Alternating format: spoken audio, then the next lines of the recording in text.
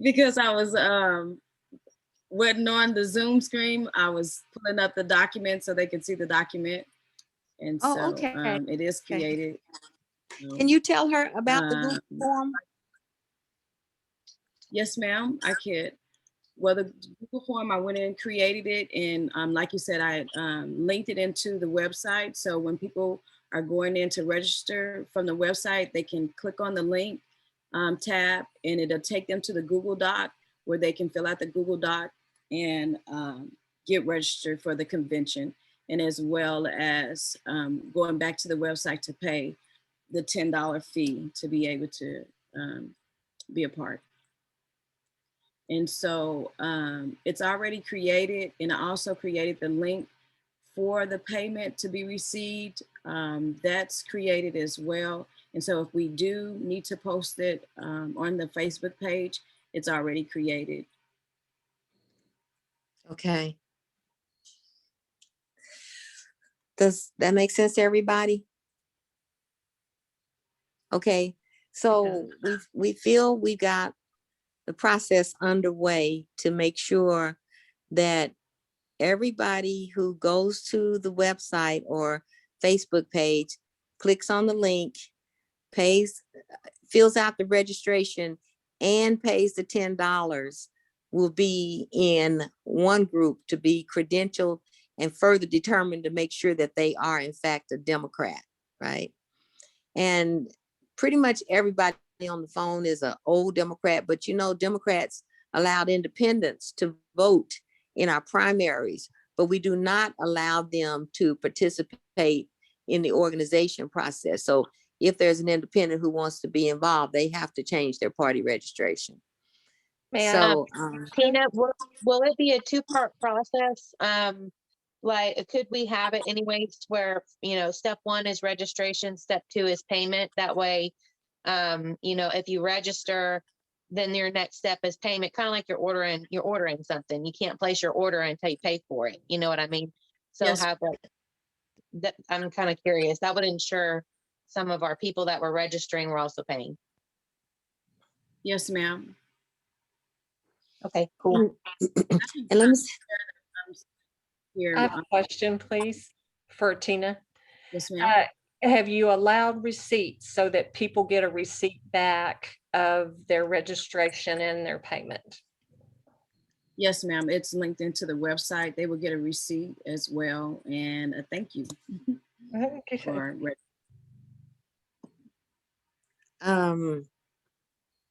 I had a question too, but I can't think of it. So they'll get a receipt. Crystal. Yes, ma'am. So your question about whether it's at the end, the payment, I believe, is at the end of the Google form. Okay. Right, Tina?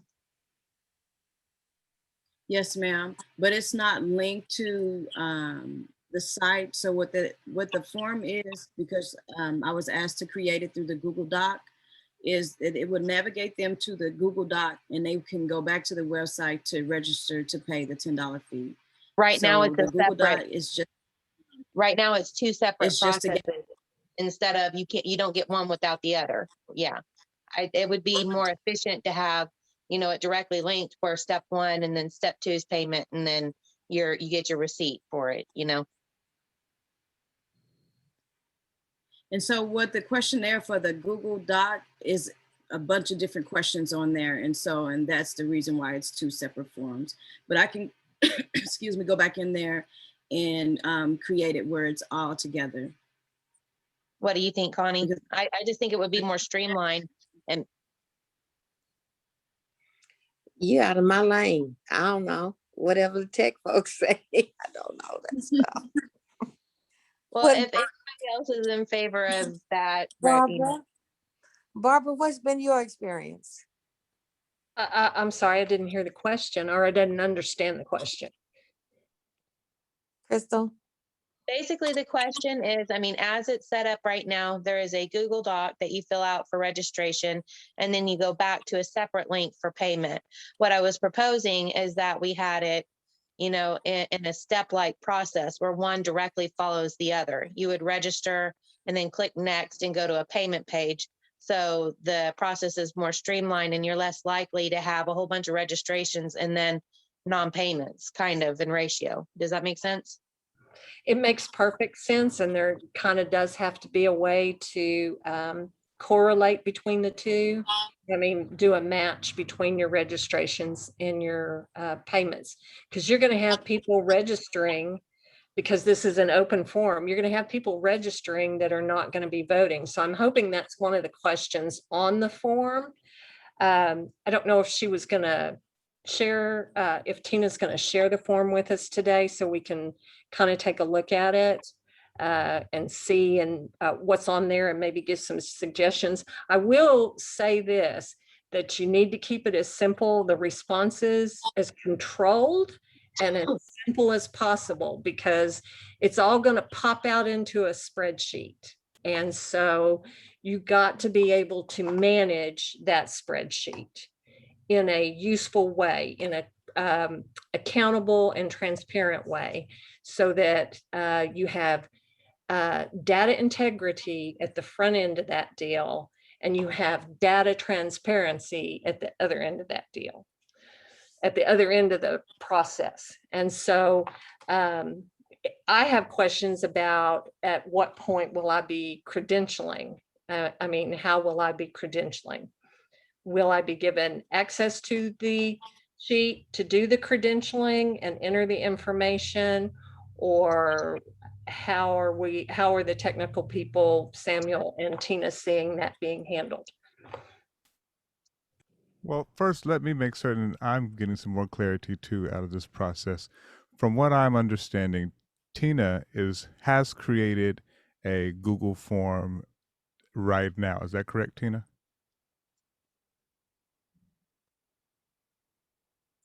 You're able to Yes. unmute yourself? Okay. So on the Google form, what I'm hearing from Barbara is that there are certain criteria that need to be included in that Google form that will be germane to whether or not the information we have on the back end is viable. Is that correct, Barbara? Yes, sir. Outstanding. So if that's the case, then we should probably make certain we comb through that specific list of information. And then from my vantage point, because as hosting the virtual convention, I think what Barbara is saying, that in terms of voting and people who are allowed to actually hold sway or be involved in the convention, is going to weigh heavily upon the information that Tina accrues from her Google form. Is that what I'm following, Barbara? Yes, sir. Okay. So I don't know if Tina is aware, but there's a link. You can link that into a Google sheet, which is the same thing as an Excel worksheet, to where people are answering that in a form, but it downloads into a spreadsheet. And the spreadsheet is what you use to credential, to call your quorum, to call your votes, so that only credentialed delegates are voting. So Tina, first, thank you for what you've done to this point for making the Google form. That's really awesome. So the next piece was how pro or newbie are you on this Google form piece, Tina? Give us some of your feedback. And Tina, can you share the Google form? Can you Yes, fix ma'am. it so she can share a document, Sam? Yes. Let me give you credentials here. Tina. My co-host, that ought to help you. At the end of this, or hang on, do I have my mic on? Yeah. At the end of this, before the convention, I'd like to know, I guess, what my specific role is too, a little bit better. Yeah, we just kind of talked about it in terms of keeping that voting list. Yeah, I Googled what a proctor was, so I got the Webster definition anyways. Okay. Well, Barbara, and we might could reach out to Jasmine Brown or Jakia Harrison, to kind of get some additional insight on how they managed it. But yes, your role will be to be the vote proctor. Yeah, I just like a little bit more understanding on that position by the end of this and Okay. before the convention. Thank you. Okay, absolutely. So Tina, this is your form that you have on screen, correct? Yes, sir. So This is the Google Doc that was created. Barbara, as we're walking through this, the opening credits of registration Oklahoma Democratic Disabilities Federation, Saturday, June 5th, 2021, 1 p.m. pre-convention credentialing. During that time, the next phase of this should all be completed from a Google form because everyone did it in advance, right? That's the hope, that we can get as much credentialing done pre-convention as possible by getting people to pre-register.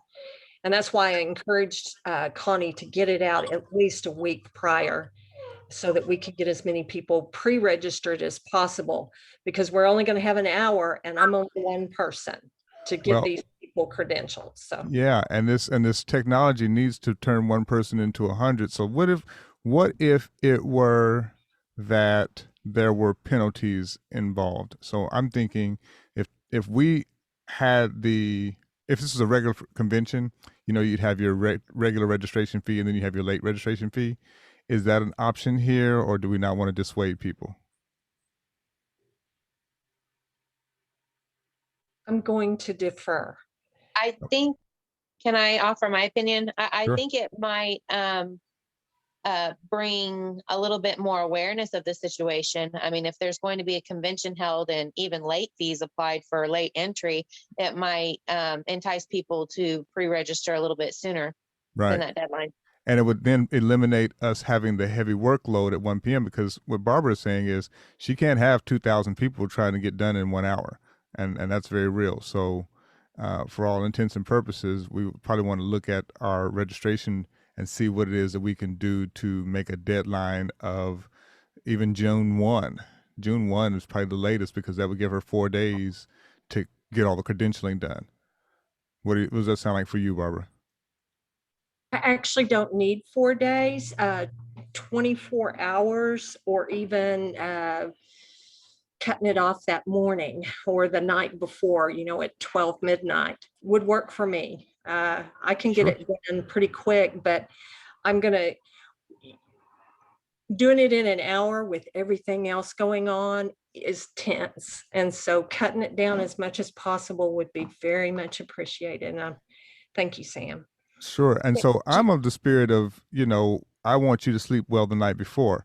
So June 1 as a late fee would entice people in my mind because it's currently May 19th.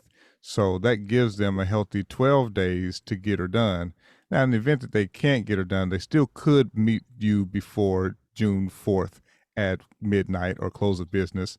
But what I'm really kind of getting to is, what if we took away the 1 p.m. pre-convention credentialing? Because let's just say that does not exist and the meeting starts at 2, because why do people get on at 1 p.m. on a virtual meeting and wait an hour for a 2 o'clock start? Exactly. Yes. Most people We like to waited gossip and shut off. catch up. Oh, I'm sorry. Oh, well, and maybe we'll have breakout rooms for toast at 1 p.m., but I wouldn't have people sitting in a virtual convention for an hour. Okay, that's fine. Zoom I'm not stuck burnout. on that. I just make note that I agree with that June 1st deadline. It makes the deadline clear Yeah. and gives people ample opportunity even for late registration before the day of. Yeah. Yeah. It just does more good than in any kind of harm. I know the harm would be if someone feels they're late and they just don't want to be involved, but I kind of hope we're past that point in this quorum of people. So my first thing for Tina would be, if we were scheduling wise, and I'm not stating that this has to happen because I'm not in control, but from my vantage point, from a virtual standpoint, 1 hour of wait time equals Zoom fatigue. And so, if you take that hour off the front end, you get a better meeting on the back end. Well, when does credentialing help? Well, it happens when everyone's pre-registered and they've done the work beforehand to not overtax Barbara the day of. So we're eliminating credentialing the hour before in favor of it all having been completed by June the 1st. Well, in favor of it all having been completed by June 4th, with late registration being June the 1st, June 4th close of business, I don't see Barbara having to wait up till midnight for someone to do the thing at 11:50. Oh, I have a statement to make. Sure, If you Tina, I'm think sorry. about just circumstances, because we are dealing with people, some people that may have disabilities, and some people may just forget or has forgotten. I think you should still have that window open for them to be able to register the same day, and you could even open it up maybe at 12, and then have it close off at 1 o'clock and starting your meeting at 2. So let's try this then, Tina, because I'm in support of you. What you're saying. What you're saying is the unpredictability of our population. I'm with that. What I would add with what you're saying is let's make it not in print, but in an understanding, such that, if a person were to reach out to Barbara or Connie or you, and they say, hey, we had an episode last night. We've been having it for 24 hours. We're in the hospital. I want to be involved. It's the day of. Can I be involved? Of course Barbara's going to do it. Like, I don't think Barbara has that negative, no one has that negative energy at all, right? We would love to help that person, but I wouldn't put it in print so that people don't begin to say, well, I'll just register the day of. Does that kind of come with the heartstrings? Correct. And so may I interject here? I can, it's that doing it all in 1 hour, because human nature is to wait until the last minute. And if you leave it that pre-convention and credentialing is that 1 hour, you're funneling it all in that one time period. So I'm in favor of encouraging people to pre-register early, which key to that is getting the information out to them as at least a week in advance. And the late fee thing, I'm just going to defer on that. But I can credential right up until that day. I have no problem with that. If we could say that credentialing cuts off at 1 o'clock. Okay. And then if we have some exceptions after that, we're always going to make them. We made them in all the conventions that I've done so far. Yeah. But having that cutoff time, it really kind of helped to cure the human nature of wanting to do everything at the last minute. I have special compassion for our disability community because I know how disruptive life can be sometimes. So anyway, I can credential that morning. I can do it. And so in print then, because what I do hear Barbara saying is that absolutely she's going to be amenable and helpful. In print though, Tina, what would you feel would be best to say and capture these concepts? We're thinking of June 1 deadline, well, June 1 late registration, June 4 close of business deadline, heartstring understanding up till 1 p.m. How do we say that in print without, making people defer to the heartstring? well, and Barbara was deferring to the question of whether to have a late registration fee. And that would be totally novel in our community. Barbara, would you agree that's kind of a totally novel concept? It hasn't been used in any of the previous conventions. There have Okay. been hard early cutoff times for registration.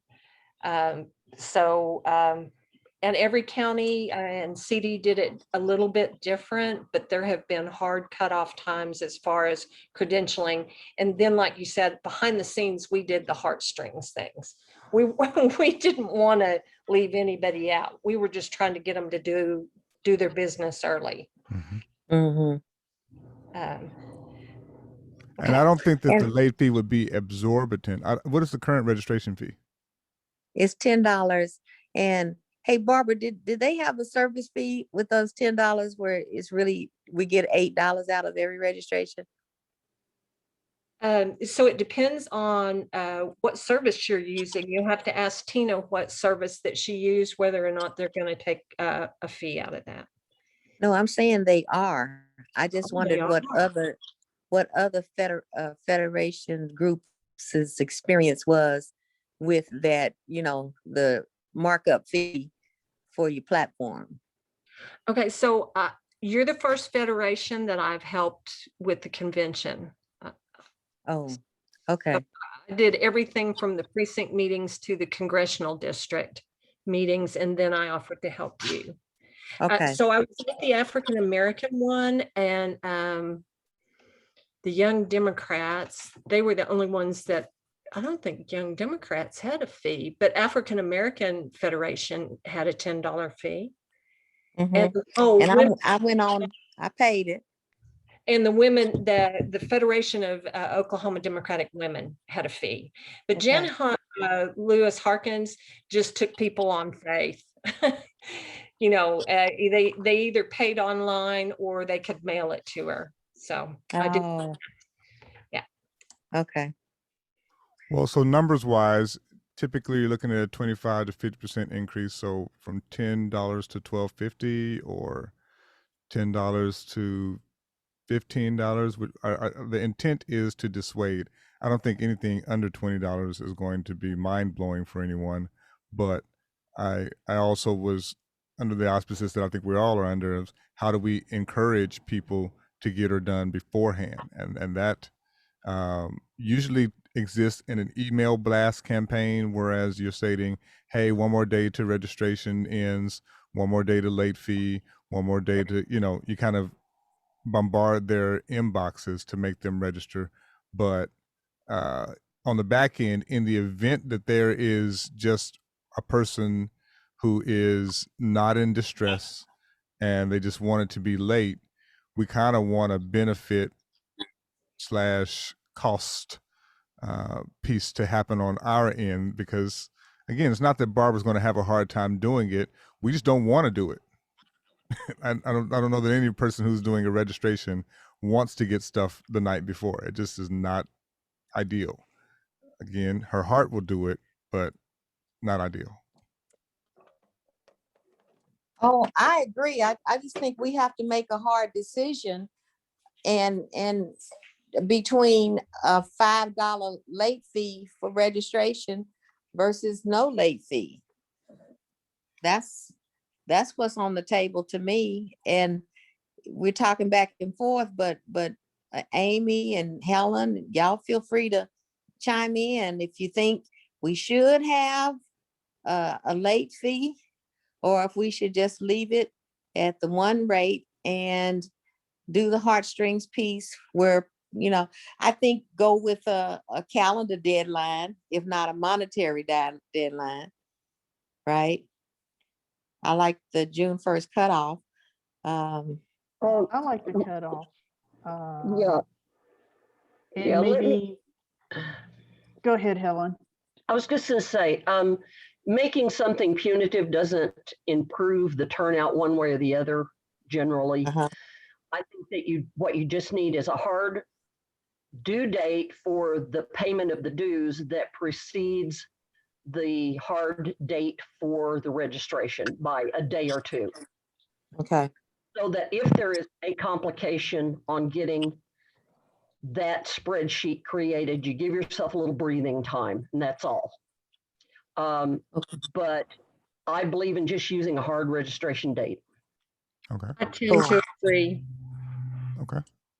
So then we're choosing June 1 or June 4. Was that Crystal or Amy? Would you like to give some feedback? So June 4th is a Friday. June 1 is a Tuesday. I think June 4th gives me enough wiggle room to get things done comfortably and still accommodate the last minute people that have issues that we need to be accommodating for. So, and somebody brought up proxies in the in the chat. Proxies is another thing that we'll have to be dealing with on the fly unless we address it up front. So we're going to need to address that too. So Okay. we're voting in favor of not having at least a 48-hour deadline established in order to try to make it a little bit easier for pre-registrations to happen. Well, the intent behind the conversation was to work to eliminate the first line there of the registration screen of 1 p.m. pre-convention credentialing. It wasn't, and I like what Crystal described it as. She said punitive measures don't cause a greater outcome, and I'm with that as well. I think that the intent was to not have us be on for 1 hour working through credentialing and bombard Barbara with that funneling of all the registrations in that 1 hour. Beforehand, being June 4th, close of business. With, of course, Barbara's going to help people who have a moment, but we want to make people adhere to some kind of decorum so that we just don't have an influx the day of. And I like the 48-hour cutoff. I like June 3rd. Okay, I like 48 hours. I mean, Barbara is making it clear that she can work in a pretty timely manner to get an abundance of credentialing done. But to establish that deadline just gives it a sense of importance to get it done by a certain time.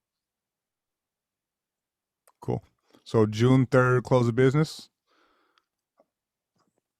Well, some of us are up all night. So what does close of business mean? Yeah, it's 5 o'clock. 5. Someone call the question and let's have a vote. Sure. Okay, so am I hearing a motion to set June 3rd as a 48-hour cutoff and without any additional registration costs, but allowing for special accommodations upon request? Is that like a good motion? So moved. And second? Second. All those in favor? Aye. Aye. Any opposed? The dog. Oh, the dog said yes. Crystal, that's my No. guy. There you go. I think he might be listening to us. Okay, Now- so June now's the 3rd, chance. June 3rd cutoff, no penalties, no financial penalties, and then a case by case as need basis for anything in between the cutoff at 5 o'clock on June the 3rd and the convention beginning on June the 5th at 2 o'clock, right? Can I clarify something in between the 48-hour deadline and midnight before the convention? Maybe I'm mistaken, but I thought that there was going to be a opportunity to still register with a late fee from the initial cutoff to midnight before the convention. Maybe I was hearing it wrong. Nope. No late fee. Okay. The conversation about punitive doesn't necessarily mean, behavioral change. Gotcha. Okay. So, and it's Okay. kind of novel and no other group has done it. So we Democrats, we trying to get everybody at the table. So, and you don't want to limit anybody because they didn't have an extra $5. Right. Well, so I then agree. now we're to our form that we originally began into with line after the title for Tina's purposes. Tina, are you in an editing position on this form? Oh, awesome. So then before event timing, we would do registration This- deadline of June 3rd, close of business. Tina, that would be a new line. Yeah, make that another line. Above the event timing. Mm-hmm. So up here. Yeah, hit before event timing, put your cursor there, and then return, and then get a line above that. Yeah. There you go. So And so we're your doing registration window Or deadline. or deadline, yeah, Yeah, deadline. June 3rd, 5 p.m. Central Standard. Oh, wait, format wise, go 6/3/21, because you got the other one Oh, in okay. numbers, yeah. And what time are we opening on June the 5th? Are we opening at noon or at 1? Window for this would probably be safe to say 1:45 with your 2 p.m. start. Now, the form, let me be real clear about that. So the Zoom information that I utilize, and I take it that I'm sending out that link, they're able to get on 2 days in advance. I mean, the window, I won't have the waiting room on there. So they'll be able to get on to the call beforehand. If they want to chat and chew, that's fine. But we'll mute out at 1:45 and put on a timer and kind Could of get we ourselves to, possibly offer a 30-minute early start time for those late registrations, like Barbara had been mentioning, how people, have a inherent nature to wait to the last minute? well, Would I they think, have? Go ahead. well, I was going to say, I think, Crystal, that concept, if we have Barbara's information as an email, i.e., let's say registration for ODDF at gmail.com, will go to Barbara and they send a message, or if they come into the chat, I'll make Barbara a co-host and she'll be able to, be present for them to access her. It'll be wide open, so they can get on. The Zoom room will be on, and so I guess we need to put that on there, is what you're saying, Crystal. We need to put on there that the room itself will be open, and if they needed to chat with an administrator, they could beforehand. Is that what I hear you asking That's for? beautiful. That's beautiful. I like it. Yeah. Okay. If you have any questions beforehand or need pre-registration help, please, this is open. There you go, Tina. You're on it. There you go. So Crystal, I hear your concern, but originally when we started this, Sam was kind of concerned about that 1 p.m. pre-convention and credentialing, that if we left Right. it in writing, that they Right. could credential right up till the last minute, everybody would wait. And Right. so we're gonna Delete that line.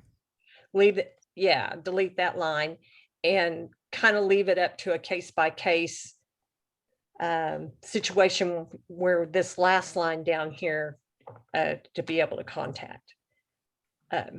So Tina, did you need my direct email address, or Would you like to use the Democratic email address? Then you also have that information as far as the registration. I'm not for sure how you want to do that. well, like here's an Barbara, option. The yeah, option could be that, again, we'll put in there that the Zoom room will be open and you can contact an administrator. Shoot, I'd hate to say 1 o'clock because that's darn near saying the same thing, but I kind I of think feel like, 12 o'clock. I think you should do the 12 because then you're still going back to where we started from. well, but then you About put Barbara sitting by her phone for 2 hours. that's oh, true. yeah, that's true. So Barbara, if we could do your email, it may be more effective for usage of time. So, but wait, Tina, you were asking about putting me on the Google form, correct? Using my email and putting me on. Yes, ma'am. She's got that on the screen right now. Okay. Yes, then just use that, the OKDDIS feed@gmail.com. Is that just the email that's set up? Yeah, Yes, there you ma'am. go. Thank you. That keeps us all on the same page. I like that. Thank you. Mhm. Matter of fact, what I see now that you've done that, Tina, if you will combine contact us and this last line that you're typing right now, that'll kind of eliminate needing to put the contact us line. So where Right you have here. Barbara Cox, take that email from contact us and replace it where Barbara Cox is. So contact us line. Yep. Oh, Take that here. email. Copy it, delete You're it. gonna delete that? Yep. And put it in where you have Barbara Cox on that last line. Instead of having Barbara Cox at, have just that OKDDIS Federation There you go. gmail.com. There Yeah. you go. And you could Yeah. take out us and lowercase c. Yep.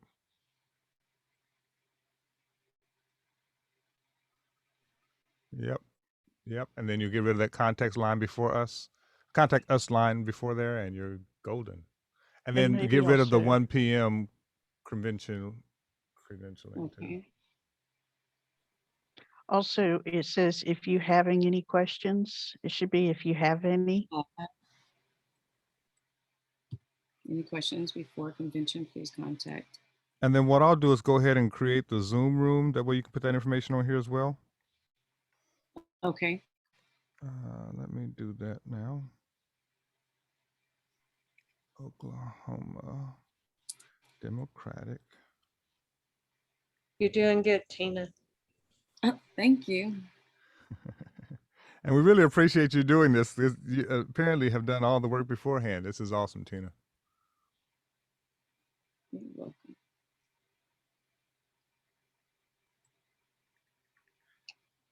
Are we calling this a virtual convention? Oklahoma Democratic Disabilities Federation virtual convention? I think that would give everybody the correct direction to move into, to Oh. attend. Outstanding. June 5th, starting at 2 p.m., which for me is 1,500 hours. Okay. Time, 2 hours 30. Tina, you want to put that 2 p.m. up there after the @ on the event time? That might make it look better. Yeah.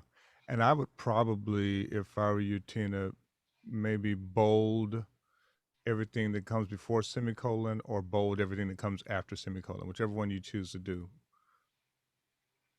That was the thing on here. For some reason, the editing and adding different formats to the font wasn't available. Okay. No worries. And so, What if we, let's try this. Does it allow you to tab such that you would put marginal space,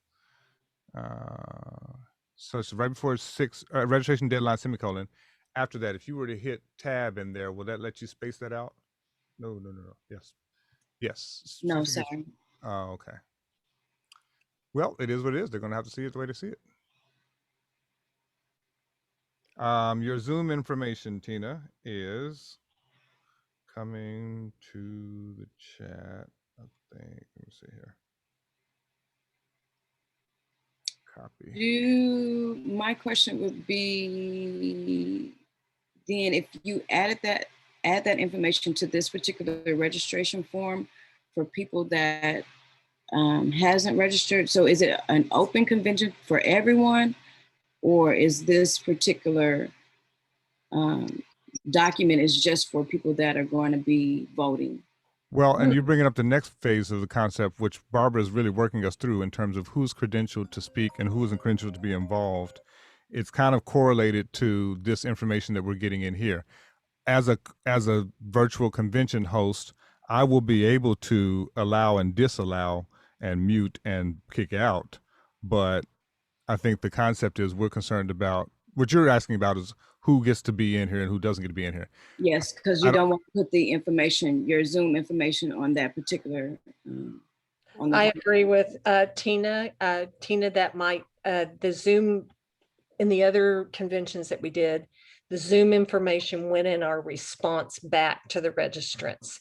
We Hey, really I thought want everyone to register, but only people who, number one, pay their membership fee, get to vote.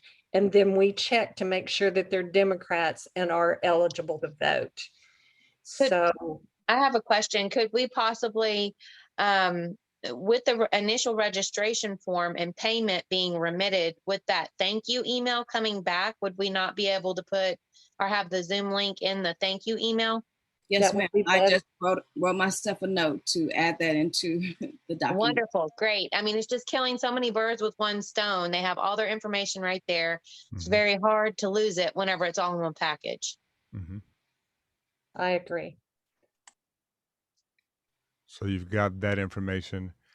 And I see yourself making a note, Tina. I guess we were going to move to the next line. And then Barbara, you're really kind of making certain that you have in this form via Tina everything that you need for credentialing. We're still on the same page there? Correct. I would like for her just to scroll down through there and kind of let me take a look at it and Yeah, see. that's next. So your first short answer text, long answer text. Now let me ask you this. When I see short answer text and long answer text, will that on the back end send to Barbara information that she will be able to filter by zip codes and towns, or will it just kind of give her a long answer and she has to kind of filter it herself? It's I'm going not, oh, go ahead. to, well, because I've looked on the other end of these, if you don't mind. They can both be short answer. Everybody's going to put their phone number in there different. I always just cleaned up the spreadsheet afterwards. Under address, it would be better if it was broken down. Mm-hmm. Physical address where you are registered to vote, and then do City. You don't have to do the state, city, and zip code. Would be better. And I know the form that I sent over to Connie just had address in there, but I was just trying to show her a general form. Okay. Okay. Let's see here. Yeah, I'm just looking at it for least amount of work on the back end's vantage point.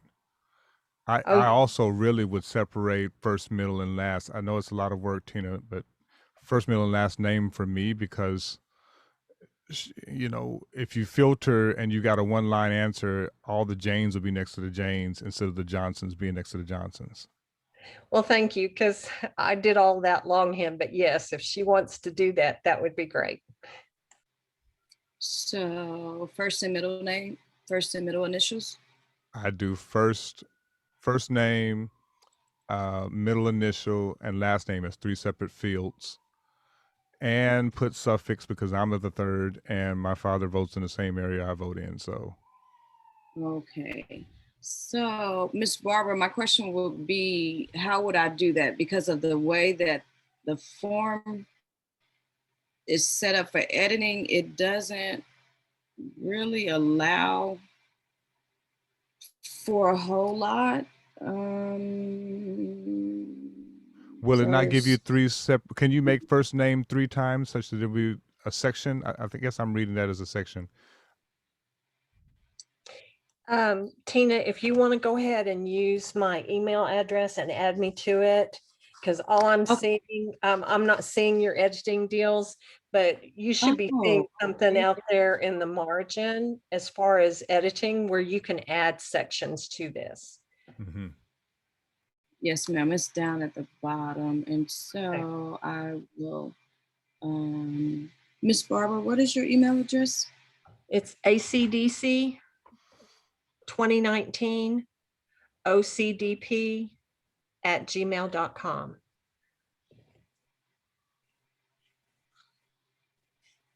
And it's A as in apple, C as in cat, D as in dog, C as in cat, 2019, C as in, O as in octopus, C as in cat, D as in dog, P as in people at Gmail.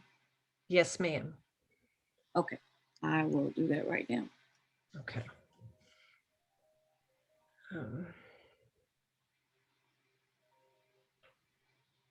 Okay.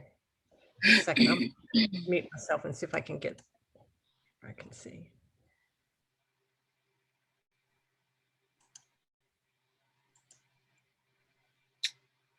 I think that was another.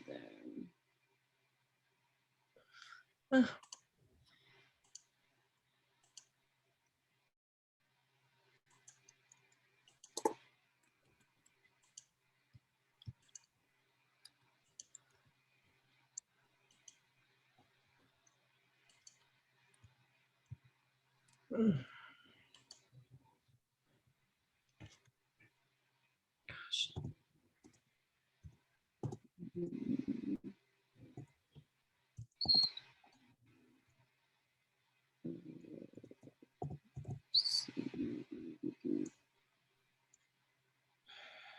Okay, I'm about to send it to you.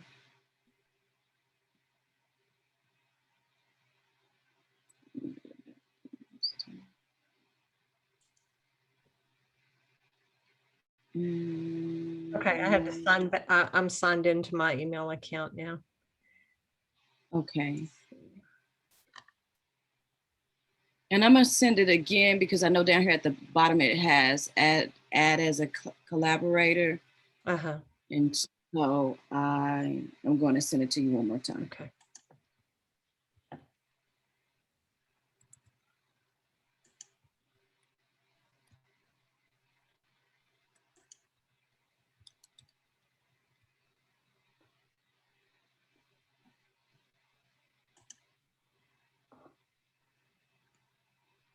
So I wanted to say while we wait here that I had to learn the hard way about making the forms this particular way to get nice short answers out of there.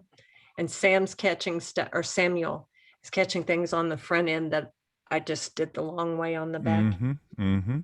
It's treacherous on the back end. Mhm. Okay, I haven't received that yet. Oh, wait a minute. Here we go. Nope. And I just sent it again We're gonna be all right. to add as an editor. You know, what we could do is move on and you and I kind of hook up. Oh, here it is. Okay, here we go. So you were adding in this first last name concept. I think you'll probably see two cursors now as like Google usually works. Okay.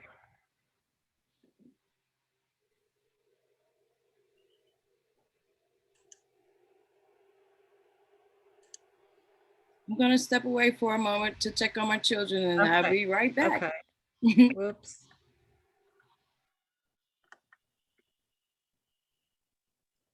Nope, that's not where I wanted to do that. Okay, so Barbara, I guess as a quick overview, what does a proctor do? What does a vote proctor do?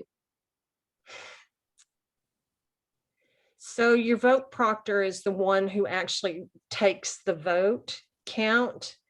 They cure the ballot, kind of basically. I'm not really up on that one. Okay. Because that wasn't one of my assigned duties. I was basically all about credentialing people. So, Okay. If I were to jump in from a virtual space, I'm going to see what is new out there. But in the past conventions, as it relates to tallying votes, it has been a system whereby either A, we use the chat and let the chat record the votes, or B, we use the polling section that you'll see here in Zoom, which kind of, if I put in there, I'll give you an example. Add question. Move over. So, who? Be able to type today, Sam. Who votes for this? So, but generally speaking, I receive the vote and account for it, correct? In its proper area. That's what I'm understanding. Now, if there's more, we would see that if someone else has some more feedback. Undecided. And then save. And then launch poll. And so now, do you all see in your Zoom a poll? Yeah. So I got one vote yes. Two votes. Someone give me a no and someone give me an undecided, and then we will kind of be able to see how the poll looks. But how do you go to the poll? You click on the poll. Oh, okay. Oh, that's cute. Yeah. How do you get to it? I saw it pop up, but I don't know how you get to it. You touch it. Touch the green. Oh, touch the green. Oh. Okay, well, it popped up and I voted, and now I don't know how to make it come back. I guess it won't come back after I voted. Mhm. Right. So I've got 5 of 5 people voting. And so then Yep. I would hit end poll and then share results. And then do you all see the results? Oh, cool. So for Robert's Rules of Order version of your proctoring, you're going to be calling for a motion. You'll make certain it's seconded. You'll make certain it's unreadiness, any amendments, all the kind of Robert's Rules of Order stuff. And then once it is ready, you'll call for the question. We'll leave it open. I'll see the percentage of people who are voting, and then I'll share the results. Okay. Now, if the Robert Rules of Order, I talked through it really quickly. We can go in depth you and I can talk that through on a call if you need to, but I would appreciate that. I mean, I can also research it. That's sure, not no, a problem. I tell you what, I'm going to put in the chat my cell. 4, 5. Explain it this way. I have a good general understanding now, at least of what a proctor's role is. Sure. And luckily, the technology does a lot of the work for us, right? That's my cell there, Crystals, and we can chat that piece out. Okay. I believe Barbara has made some headway. How are we looking, Barbara? I'm gaining on it if I can type. It's going to be all right. It's a judgment-free space. Uh-huh.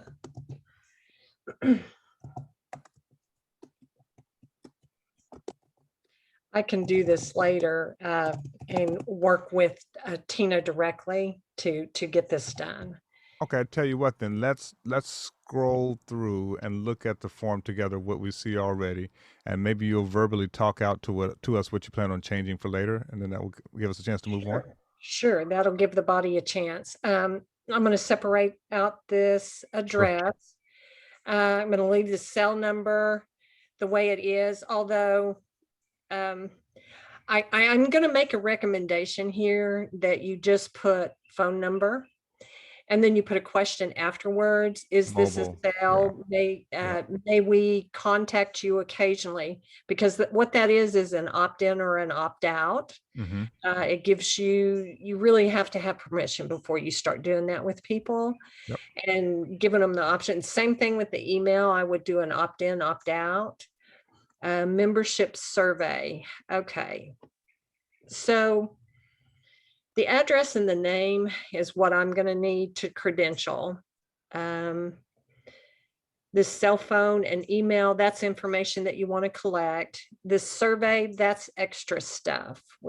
How did you hear? These are things that Connie wanted. I'm not going to touch that. Okay. I'll make sure that she's got this. Let me click on each one and make sure she's got it. Because if I remember correctly from your original explanation, the real thing that you're concerned about is their voter ID, registered Democrat, etc. Yes. Okay, so this shouldn't be a short answer. This should be a yes or a no, and it should be required field.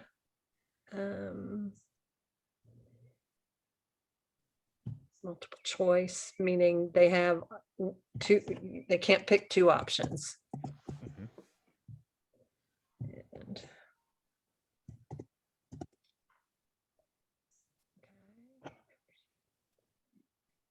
What skills, talents, abilities, or products can you offer as a member? okay, so let's see. Definitely don't want a long answer. You don't want a long answer on any of this because that's a paragraph. Yeah, it gets long really quickly. You're better off to give them choices because, like I said, we're going to be downloading this into a spreadsheet, and I've got my part up there workable, but you want the rest of it to be workable too. So if you're getting big, long explanations, then you got to read them all. Right. Could you not limit all answers to 150 characters or less? Well, I don't know what the short answer is limited to. It's a couple sentences, but the long answer is a paragraph. Well, and even still, it still gives you the information that you would have to read 700 entries in the event that people gave you 700 answers. Right. So what I recommended to Connie was, in my original deal, was to get the pre-registration form, to get the information that you absolutely needed, which includes their phone numbers and their email address, because you want that information. And then maybe do an interest survey in your response email when you're sending them the Zoom link back. You also send them a link for a survey thing. In that case, if you want to let them talk, write paragraphs, you can. But what it's going to happen is, if they write a paragraph, it's going to expand the cell size on the spreadsheet. If you give them multiple choice, they can only choose one on multiple choice. Then you're only going to get one response. And if you use check boxes where they can check more than one, you'll get several, however many responses they want to make. So you just have to take that into consideration. Those are better than short answer. But what about, I mean, could you not have them listed, like, let's see, what skills, talents, abilities, or products can you offer ODDF as a member? Could you not have 1, 2, and 3? And then they could, just put their actual talent or ability, and so you could do check boxes and list off, and they could click as many as they wanted to. So Okay. do you want to, so what would be some of those? Graphic design? there's not, I mean, I was wondering, I guess maybe not a possibility. I was just wanting to know if we could have, 1 blank, 2 blank, 3 blank, and allow them the opportunity to put in what those talents are specified.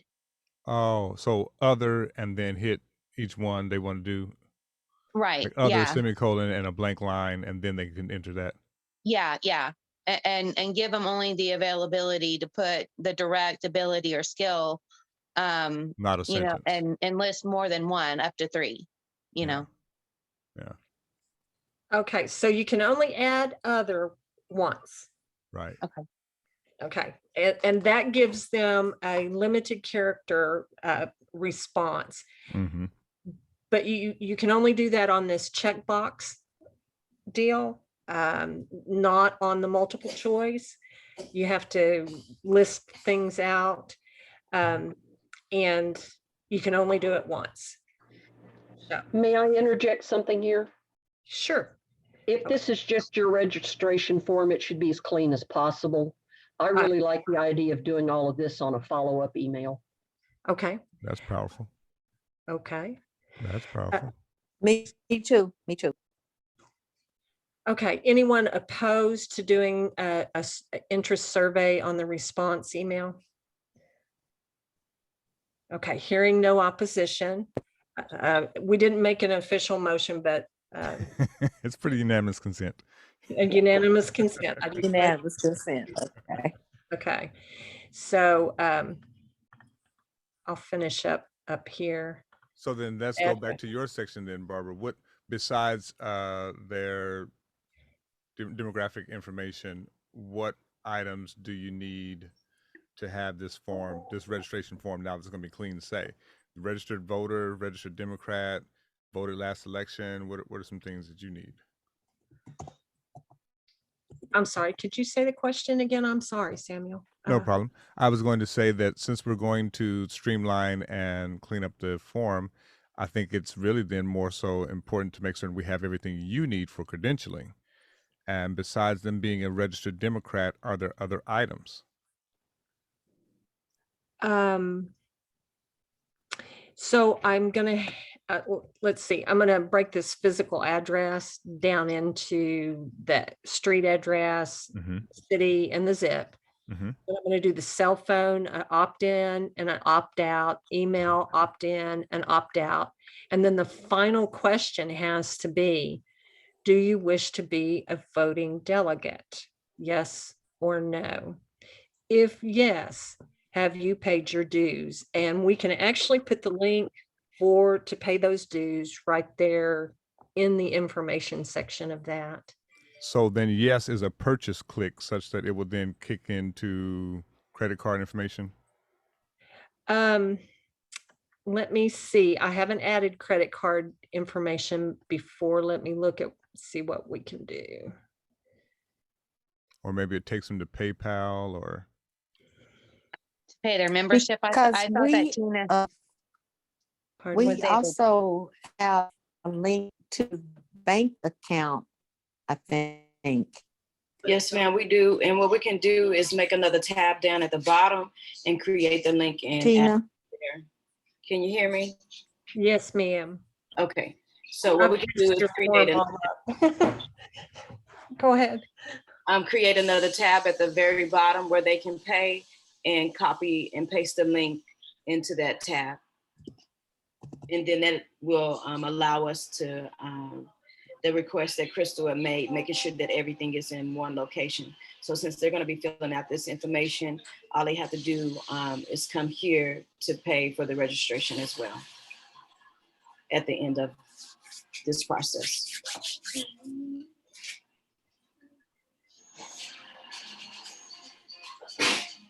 I'm not sure if I was broken up or not. Can you all hear me? Yes, no, you're coming through very clear. Okay. I heard you. We had discussed, Barbara, earlier in the conversation, if you recall, talking with Tina. I asked her if she had the ability to make it like a 1-2 step process. And she had told us that she did have the ability to go ahead and make that more streamlined for us. And so since what I was suggesting is, since they're going to be coming to fill out this form, this will allow for that 1-2 and just copying the link into this document instead of creating a whole new document, because they're going to come here and fill this information out. So what I'm, Barbara, I think the other question was, if they click yes, can we have it to where if they click yes, that they want to be, or whatever the question was, I can't remember exactly how it was. A voting delegate. Yeah, if they click yes, then it can divert them to a payment method or reroute them to a payment method. Yeah, we can. So like in each section, you see we have the title and then we have the description. And then underneath we can add the individual questions that go under that section. So it's up here in the section dividers that we can put information in. So it would be an explanation of, if you want to be a voting delegate, you need to have paid your annual dues of $10. And then the next question, and you can put the link to that payment process right there in that, just in this description right here. Okay. awesome. And then your next question would be, have you paid your dues? Yes or no?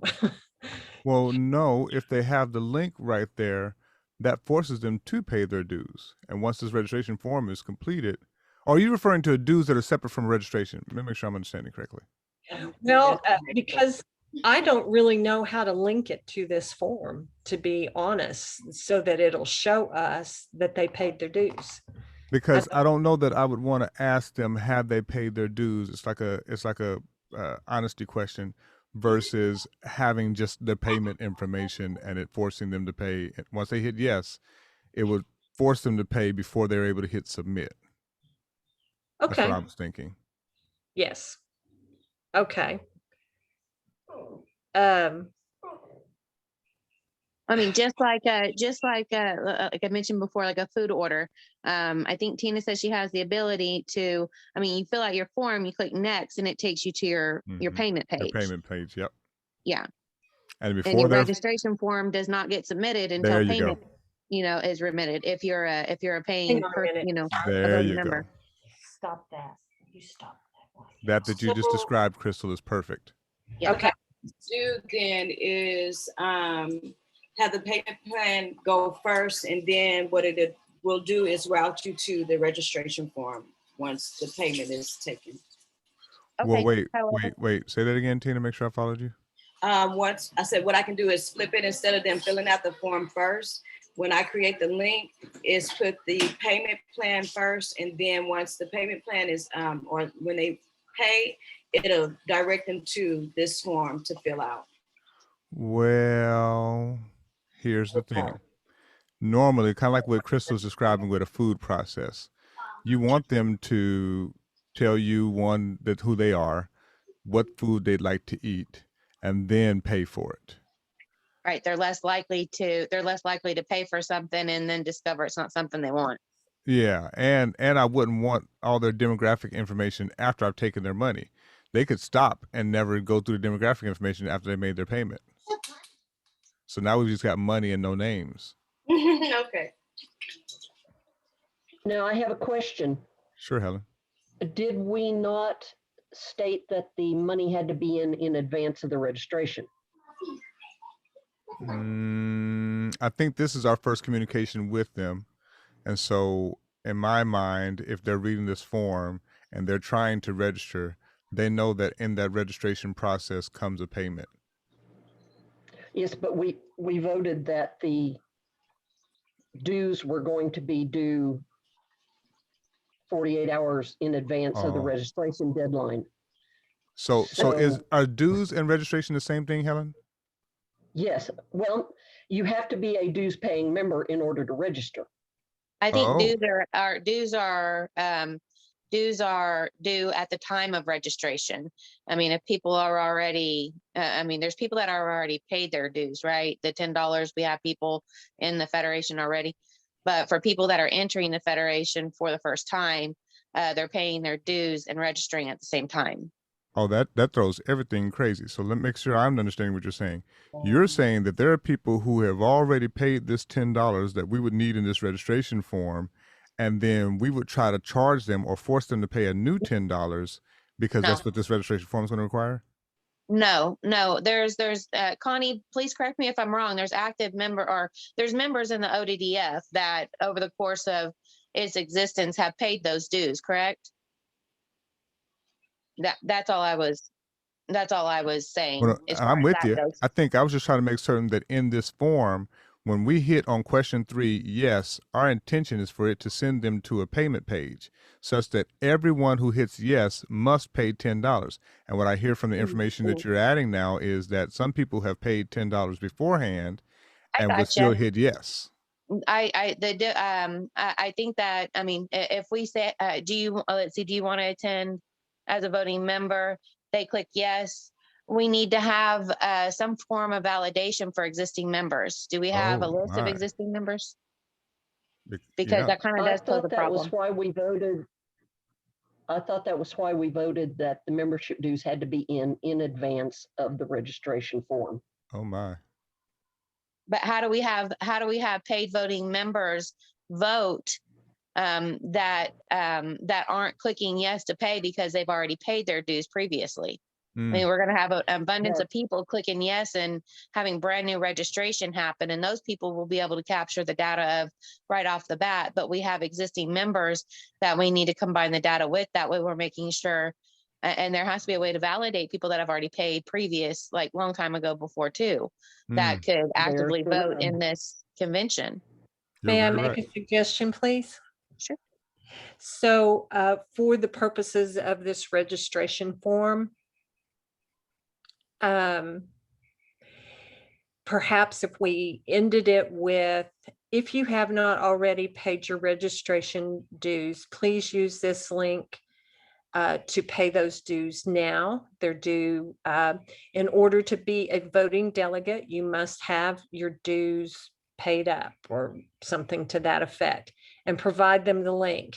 What's really going to happen here is, since we don't have the ability to link these two programs or whatever, that we're going to have to do a Scrutinize. step to verify on our credentialing sheet who has paid and who has not. And so what if, and I'm not aware, so you all were going to teach me, when they paid their $10 registration fee before May 1st, 2021, and so we have money sitting somewhere in an account, did they receive a registration number or a member number that they could put in place to show that they have paid their $10? Instead of putting payment information, they could put their current membership number? Does that exist?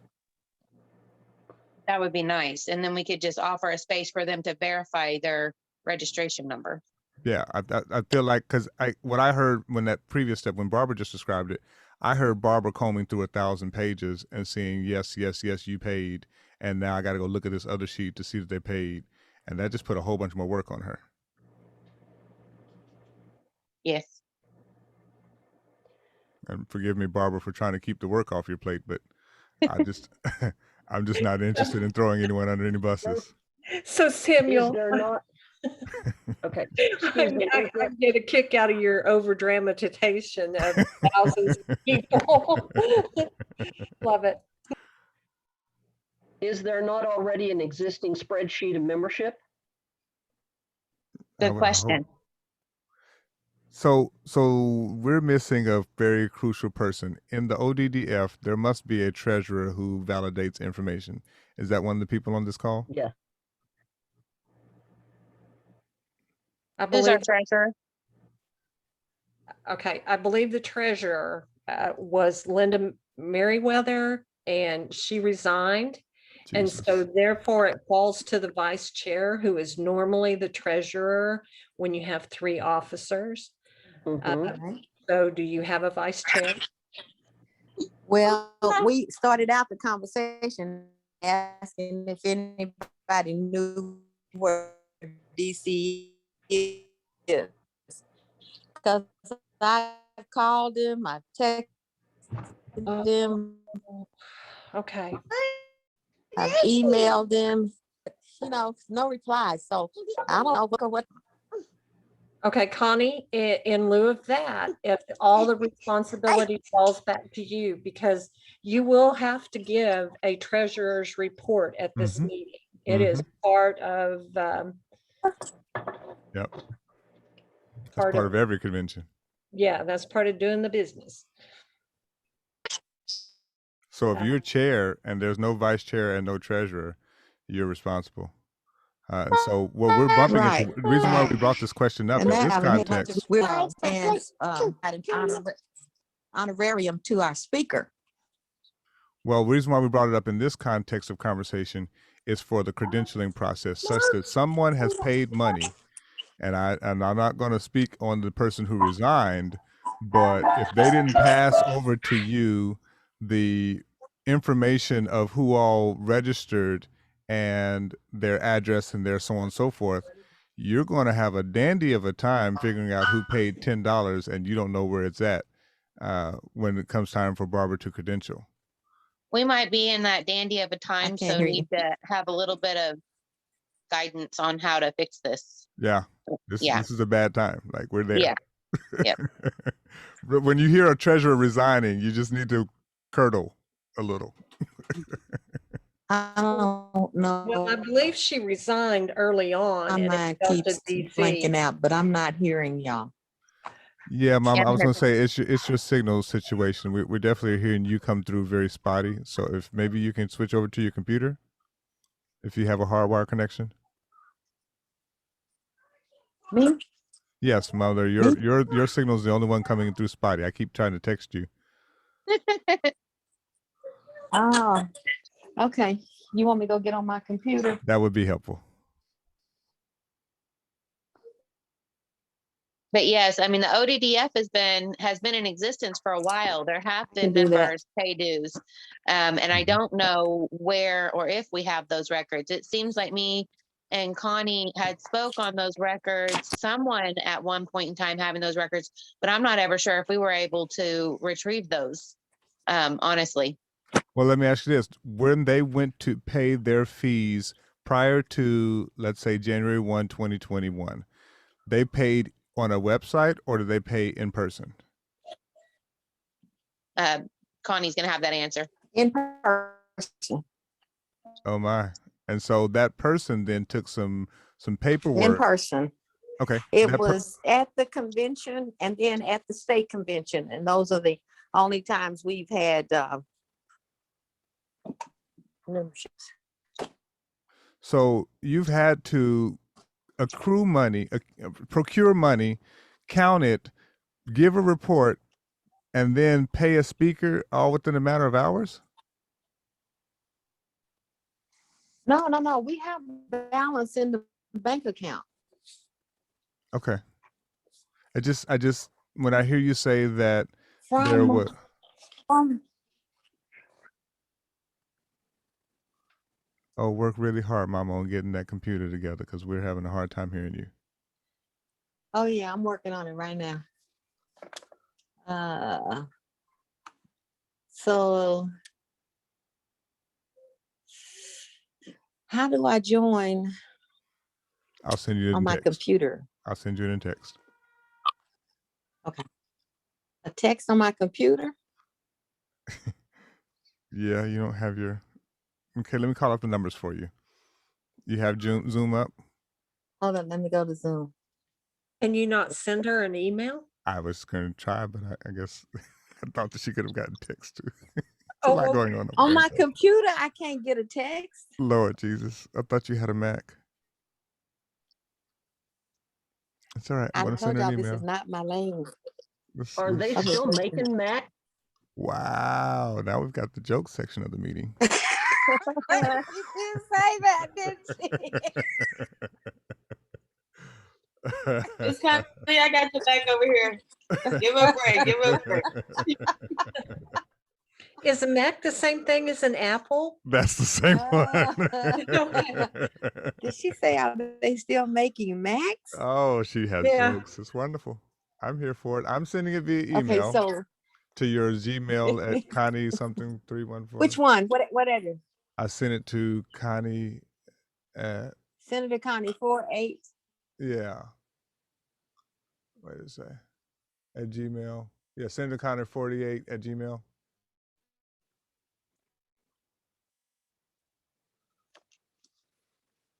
While she's getting into there, I mean, I worry. Senator Connie 48 at Gmail. That's correct. I sent it already. I worry that what Crystal and I guess are picking up on is There that it is. Okay. we have a problem here, whereas we've probably received prior to, or whenever the last convention was, we received registrations and that information either did or did not get processed. And we need it now to help Barbara to go forward. That's just all I'm reading. Maybe I'm missing something.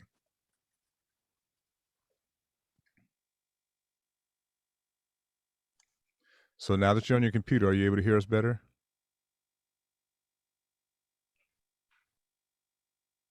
And you'll go ahead and unmute.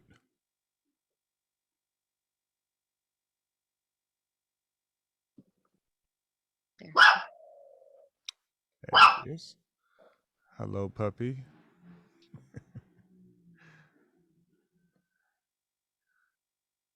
So, Mom, you're going to have to give us some feedback on where these registrations are and where we are with finding the money.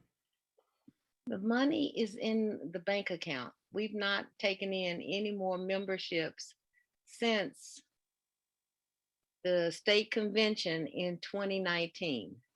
Cool. So where are the registrations? And let me ask you this, does their membership that they paid in 2019 still exist in 2021? No, it's a yearly membership. We didn't have a drive in 2020. So And so everyone's this at is- zero then, right? Everyone's at zero. So there are no members of the ODDF qualified yet this year. Exactly. Then this Oh. form can be the payment of their dues, yes? Yeah, that's what it is. That's like a hallelujah moment right there. Thank you, 'cause we've Jesus. been talking about this for 10 minutes, but you were cutting out. I'm sorry. Thank you, Jesus. Yeah, no, it's brand new. Everybody's brand new. Good.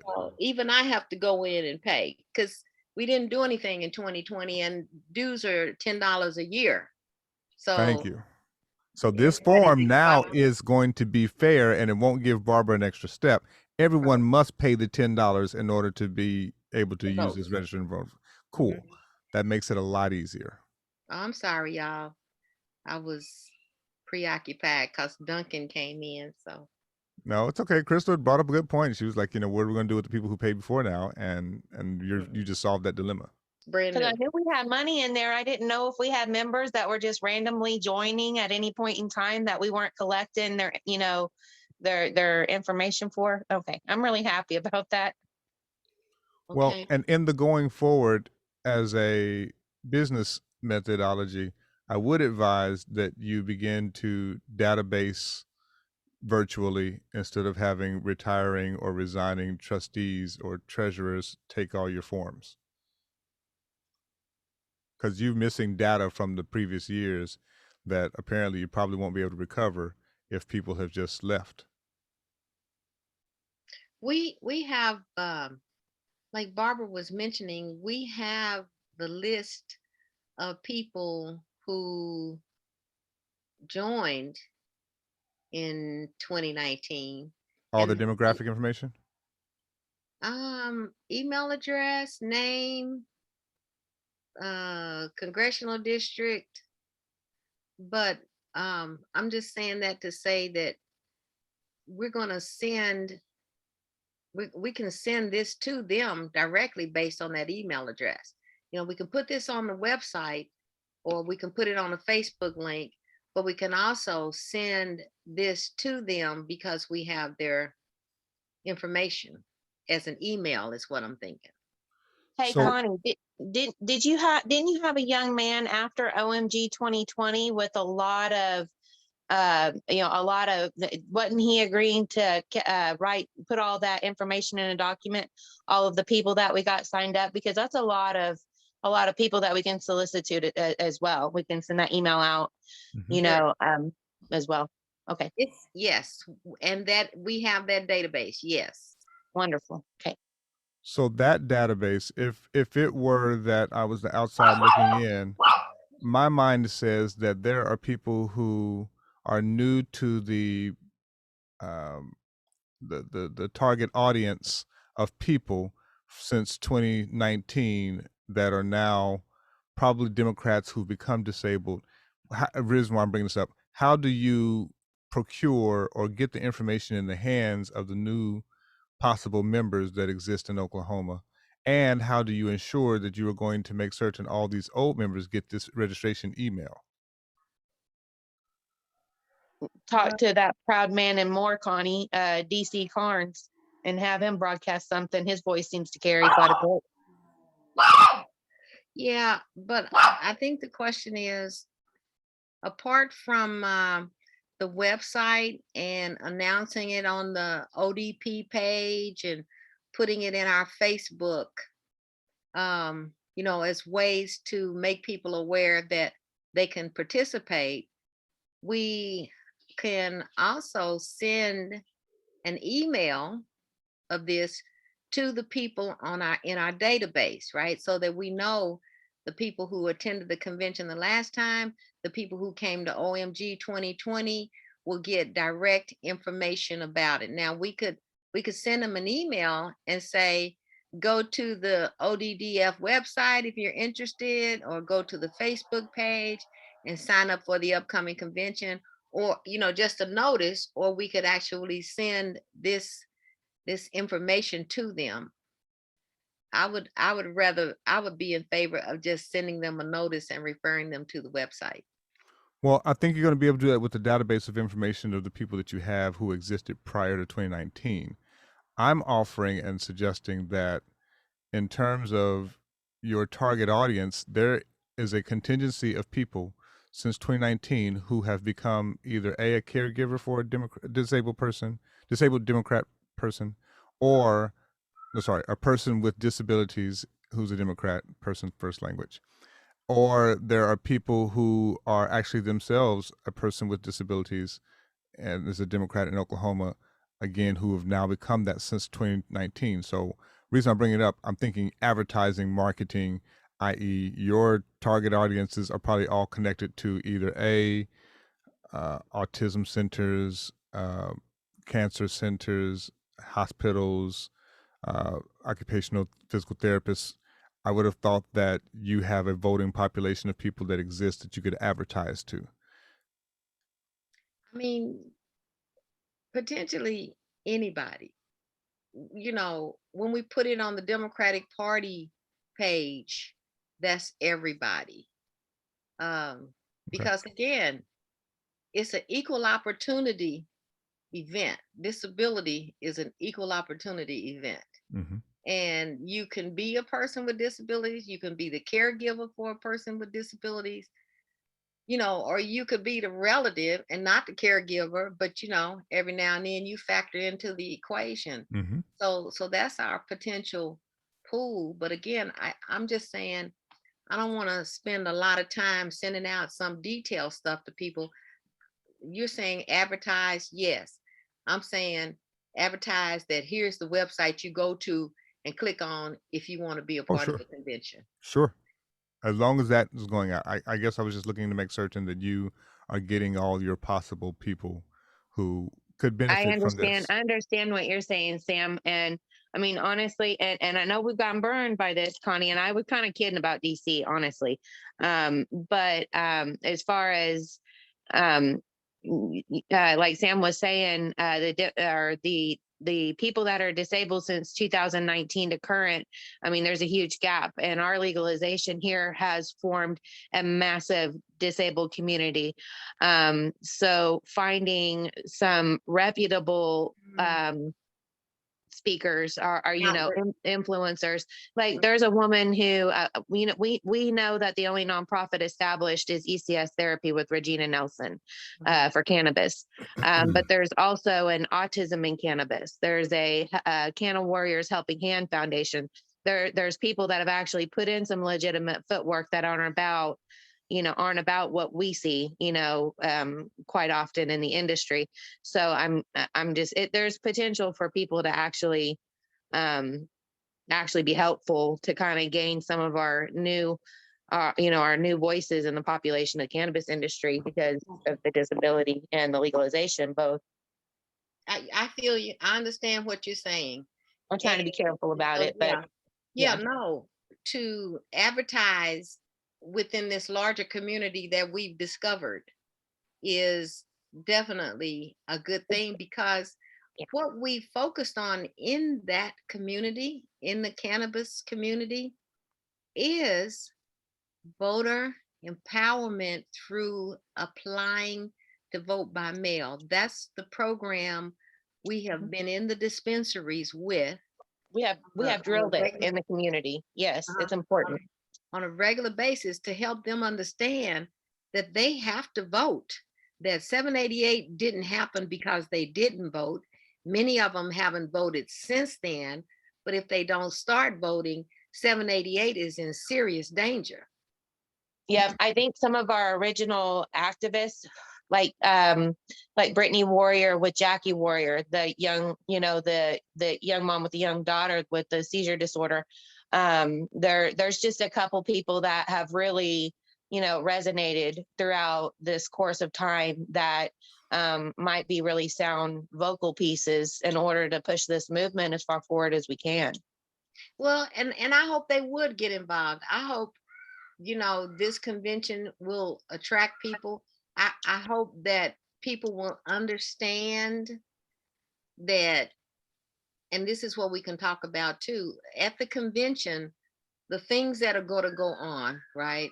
We're gonna have a keynote speaker, we're gonna have the chair's report, we're gonna have a treasury report, and we're going to just open it up.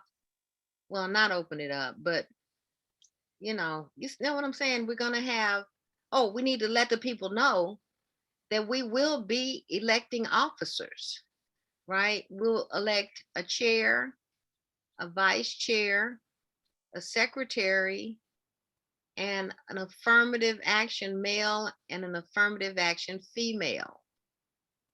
Okay. Mm-hmm. And so if any of them are interested in serving in a leadership role, then we should make sure that that's clear in whatever we're communicating. Let me make a note. Advertise that offices are open. So the reason I kind of got into this phase, and I wasn't in intention of taking over the meeting as much as I imagine agenda wise, after we have completed, and I believe Barbara and Tina are going to do a wonderful job at getting the information they need on this form, that form then will go to this body of people that we're discussing now in terms of advertising and prior registered people.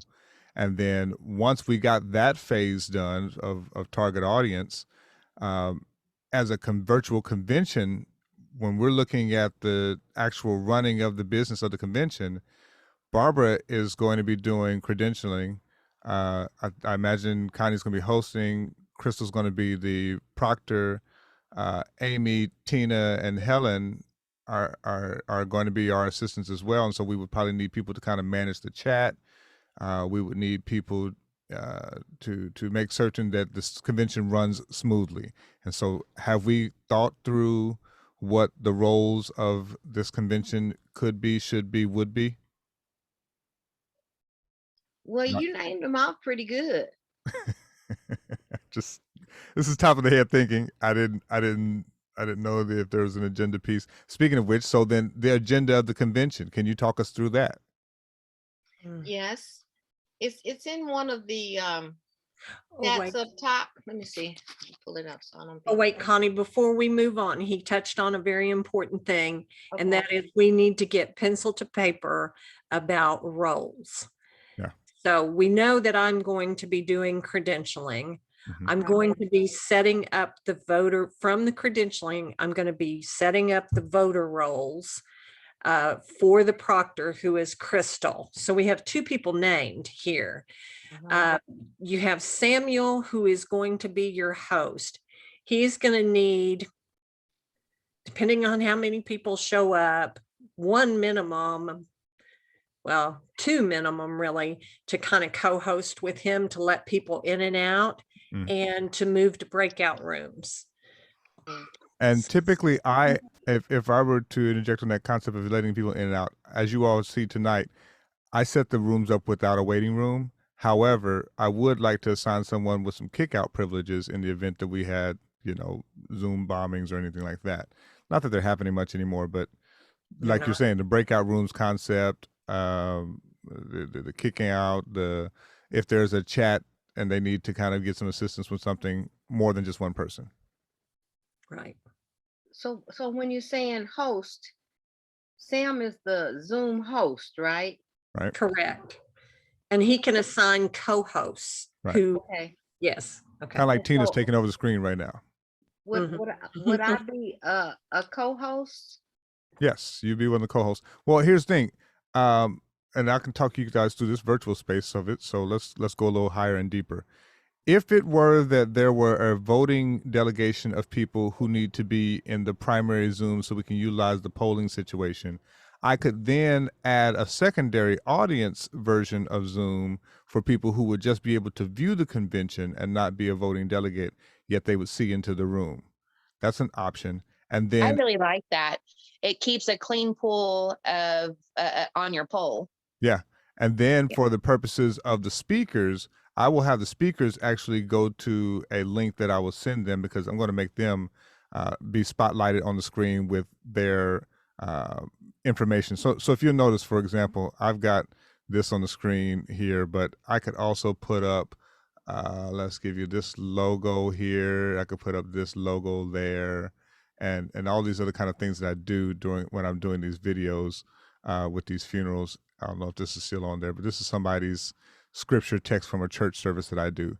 And so when I bring them on to do all of this, I then, of course, take over everyone's screen. So I'll spotlight like that. And then I'll show publish. And then all that stuff will kind of move around for me on the screen. And if I then, of course, move it to something else, I don't know what else I'm going to put up here, publish that. So the main people will be in a speaker mode like this, where their information will show up on the screen as a lower third right here. I'm not sure if you all able to see me, but yeah, so it's the way the technology works. Stuff is starting to overlap here, but just one of the churches I help. So concept wise, that's what everyone will see. And we will move through the business of the meeting, and they obviously would need to have notes and whatever they're planning on having said, and then as you see, it will disappear after its time. So that's kind of how the main form of it works. I'll take away the spotlight so everyone can see again. Ooh, another question. Is there going to be closed captioning? Yes, closed captioning is available. Let me go to that feature. Okay, it's very important with the disabled community. Yeah. And guess what? Somebody said some of them can't read. Well, that's Jesus. So closed That's sad. captioning. Well, Copy the API token. So So do y'all think it's feasible that we might have someone signing in the screen as well? That's what I I mean- was gonna suggest too, because he's doing like a breakout room, and I wonder if that person can still connect and well, I don't know if you want to separate them, but someone that will be signing can still hear what's going on in the meeting can sign to those people. Because if you're gonna have multiple people on, you may have some glitches in between and that feedback, and you may be missing some parts. So we can, I'm glad you brought this up because that needs to be on the form. We need to ask if there needs, if for them to tell us if they need accommodations. We'll explain that the transcript, there will be a full transcript available. But if anyone needs accommodations outside of that, to please let us know. Because you normally have to pay an ASL. I always say it wrong. American Sign Language. You're right. You're right. An Is interpreter. I'm right, is there because my not- granddaughter does it. You Or usually have to pay for that. Is there not a way to have a split screen with that if it's called an ASL? Absolutely. Absolutely. I can have that Have a person be split screen separate. or quarter screen. That way, every time the speaker comes on, well, anytime a new screen appears, that ASL will be up there, that will be up there in the screen doing sign language, because it'll change from the speaker, the speaker's Zoom platform to like Connie's, or the open one, right? Where Connie and y'all guys are at the same time. So what you're going to see, and I'll show you how that works. I'm going to publish that now. So this is where that person could be. I will, of course, adjust their size ratio. Let me see how I can do that. Do you see that gray box of a person on my screen? Yeah. I will make them be small. I gotta remember how to do all these things here. Now, this luckily y'all. Okay, cool. So now flip them. So I made me small, and now I would flip us to that. Oh, that didn't work. Yeah. You follow what I'm saying? So it's kind of like I'll be in the lower corner, and then the interpreter. I'll be the interpreter down here, and then the main people will be up there. Perfect. Connie, what do you think? Yes, and to Barbara, to answer your concern, at the bottom of the survey, there is a question about special accommodations. Okay, we took the survey off of the sign up form, so I will add it again to the bottom. Thank you. Well, but don't we only need it if, oh no, because everybody's not gonna be a voting person. So yes, okay, Okay. okay. So in this scenario, you'll see I even have two people in the little gray box down there in the bottom. I'll spotlight that for everyone so everyone can see it here. That's awesome. You can do some nifty stuff with this. To God be the glory. So yeah, it's totally doable, and I think we were moving the puck down. What Barbara is making certain that we got clear and established was the roles. Pause. And did we miss any roles that we know that we need? Yes, let's go back. Let's go back. So Barbara is number one, credentialing, and the voter rolls that kicks over to Crystal, who is the vote proctor. And Sam is the Zoom host, and then the co-host will be me and whoever the speaker, right? However you cook the speaker up. The other piece was managing the chat. That's what you had said. Yes. Yeah, Sam, didn't you say 2 people probably need to manage the chat or? Absolutely. And mind you, it's just from the spirit of if everyone else is doing something else, we need someone to manage that concept. As what I foresee being problems will be like when we put up that poll, someone saying, well, I don't see how to vote, you know, or we could probably put that as a demo of showing them how to vote. I'll make a little small video for that. But, you know, trying to prevent or preempt any of the foreseeable problems before the chat, people have to do it live during the day of. Mhm. I'm Um, looking now on the sites to find us a closed captioning source, so I'll have that fixed by then. It's a purchase thing, but I'll be able to do that. And I Um, have a Thank you. connection with someone that might be willing to donate the ASL services, but I'll just have to verify that. Okay, so I want to add Tina to the credentialing team. So basically it'll be a 3-person thing with me doing the van credentialing, Tina helping me with the spreadsheet information and preparing it for Crystal, the vote proctor, because Crystal's going to have to use that. Is that cool with Tina that I recruited her? Yes, ma'am. I was going to ask if I could be a part. I wanted to learn. So yes. Yes, I would like very much for you too. All right.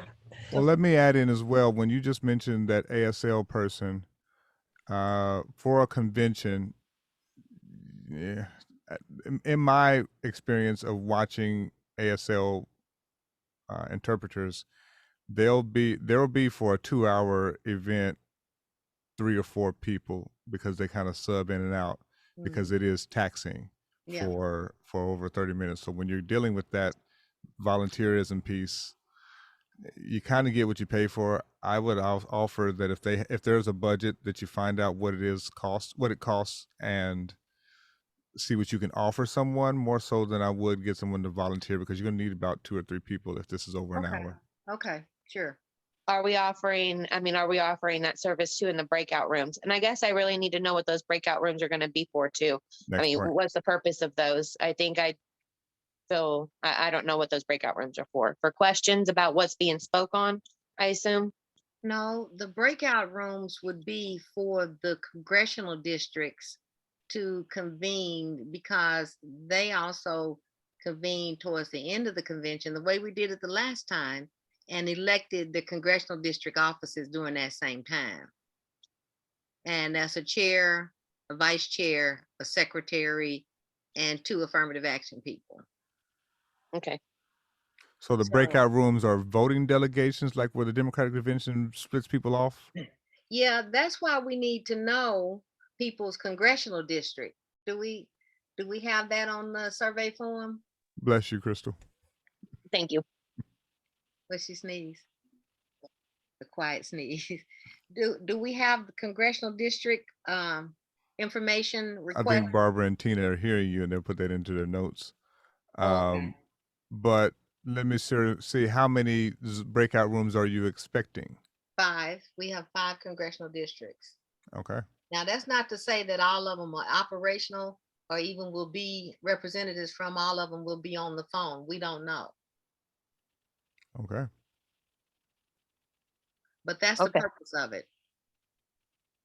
So then the breakout room, 5 people, the Barbara, Crystal, Sam, Tina, Helen, we all go back into another role, whereas we probably will need to get into those rooms and be the helper in the room. That is correct. We actually need a person to conduct the meeting in each room. It's less complicated than the main room. You don't need the proctor in there for Mhm. that. And the other problem is your ALS person is going to have to go with the person who needs that accommodation, because they cannot be in multiple break rooms at one time. Right, okay. Right. Assuming there's only one person. Right. So I'm going to add that question to the survey. So we should get a response if anybody's going to need a sign, sign language.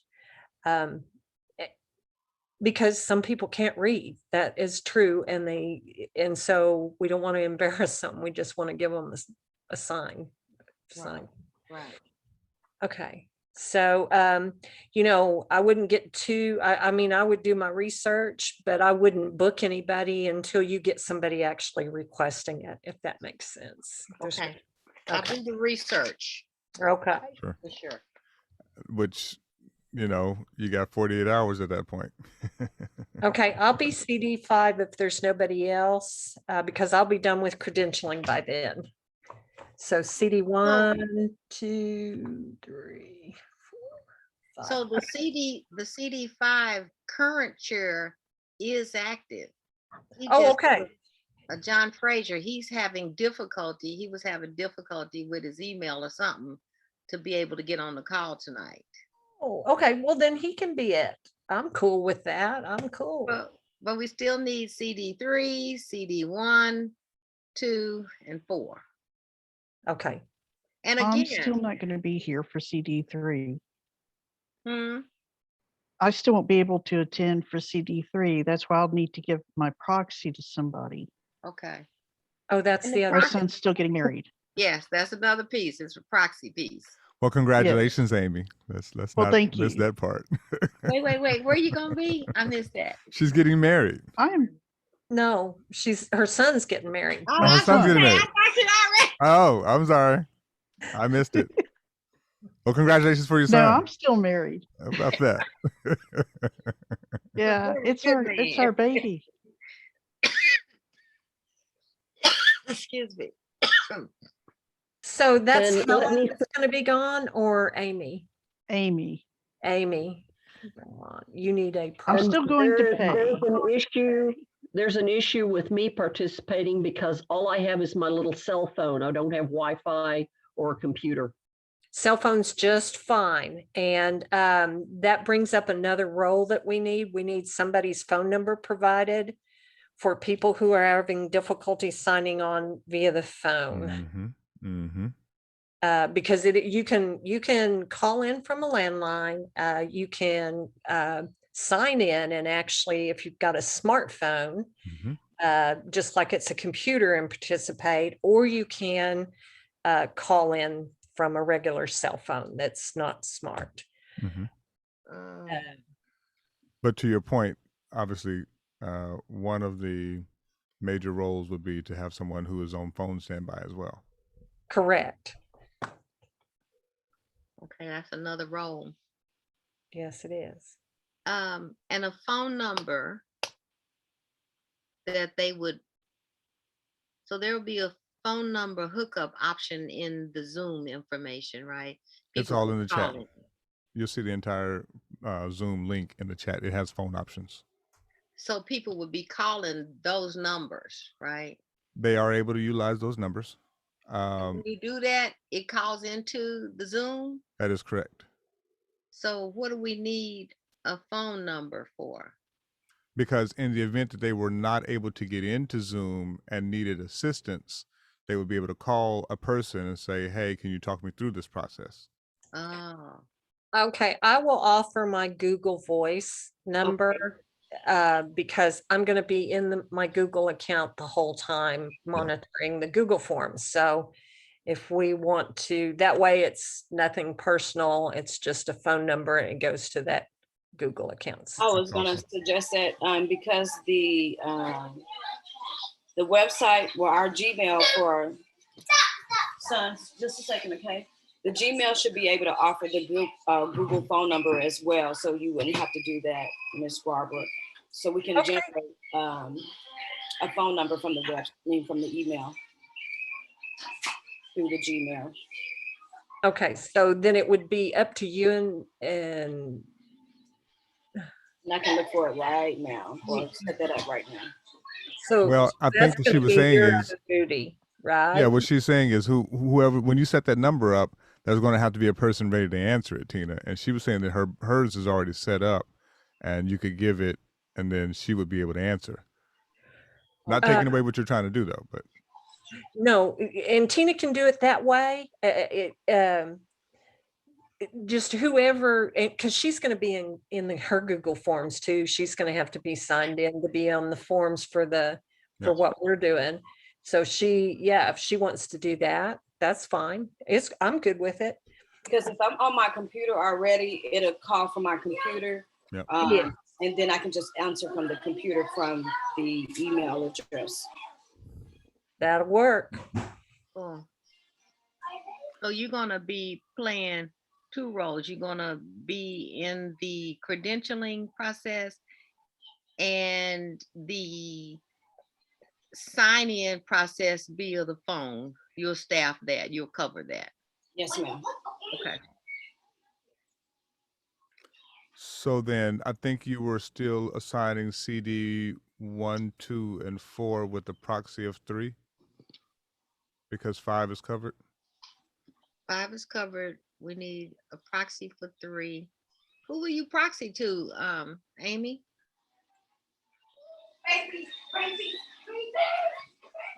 I don't know. I'll give it to Helen if I'm able to. I think they have to be in the same congressional district.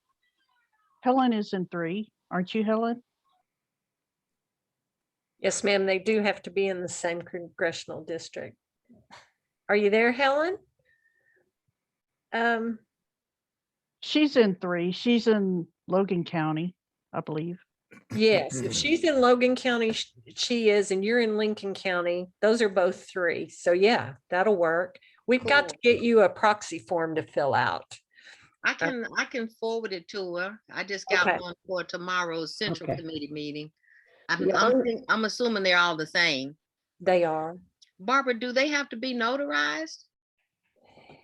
No, they do not have to be notarized, but to be official, they have to have 2 witnesses sign.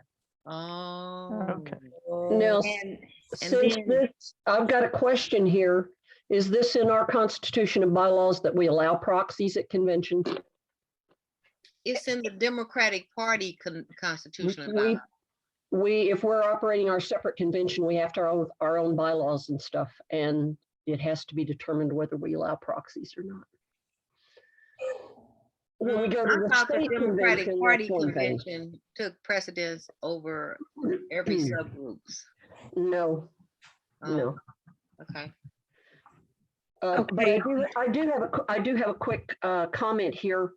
You might, when you put the registration form up there, you might add a line, or when you post this on the ODP website, telling them that we might need assistance with people who can help with the Zoom rooms.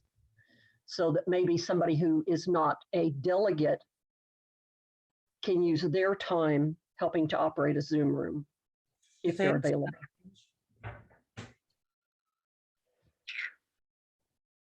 Don't they need to be a delegate though? No, not just to operate the room and mute and unmute and pass information along. Okay, That's like working the lobby. okay. Well, we Volunteers. would prefer for them to be an official delegate to be facilitating a room. And actually, Helen's right. If we don't have all of the people now, we can make an announcement prior to the breakout rooms, but we need to know who's facilitating because that person is going to have to provide us information back, either in a form or, just verbally. So let me ask this question, and I feel like, if I'm understanding correctly, we're expecting to receive, in best case scenario, at least 50% of our registering people before June 3rd. Just low side, right? And so that being the case, we'll then have quite a quorum of people that we could then reach out to and ask if there maybe are familiar faces to help facilitate a section for something we don't have. Is that a possibility from anyone? Yes, Sounds that's good. what I was saying. Oh, I'm sorry. I had a slow moment. Sorry. That's okay. No, I was saying that we may not have the volunteers cover it now, but at the time Yeah. of the meeting, when everybody is congregated before we go into breakout rooms, There we go. we can ask for volunteers to facilitate the rooms that we don't have coverage Well, for. And what if we change volunteer to voluntold? In terms of if we just know a person that we're Oh, familiar yes. with, Yes. because That I would works. rather give them a little bit of a time in advance. And here's where I'm going with this. I'm suggesting that we, with the mindset of having the June 3rd deadline, that we utilize June 4th as our trial run date. That's usually our sound check anyway in the music world.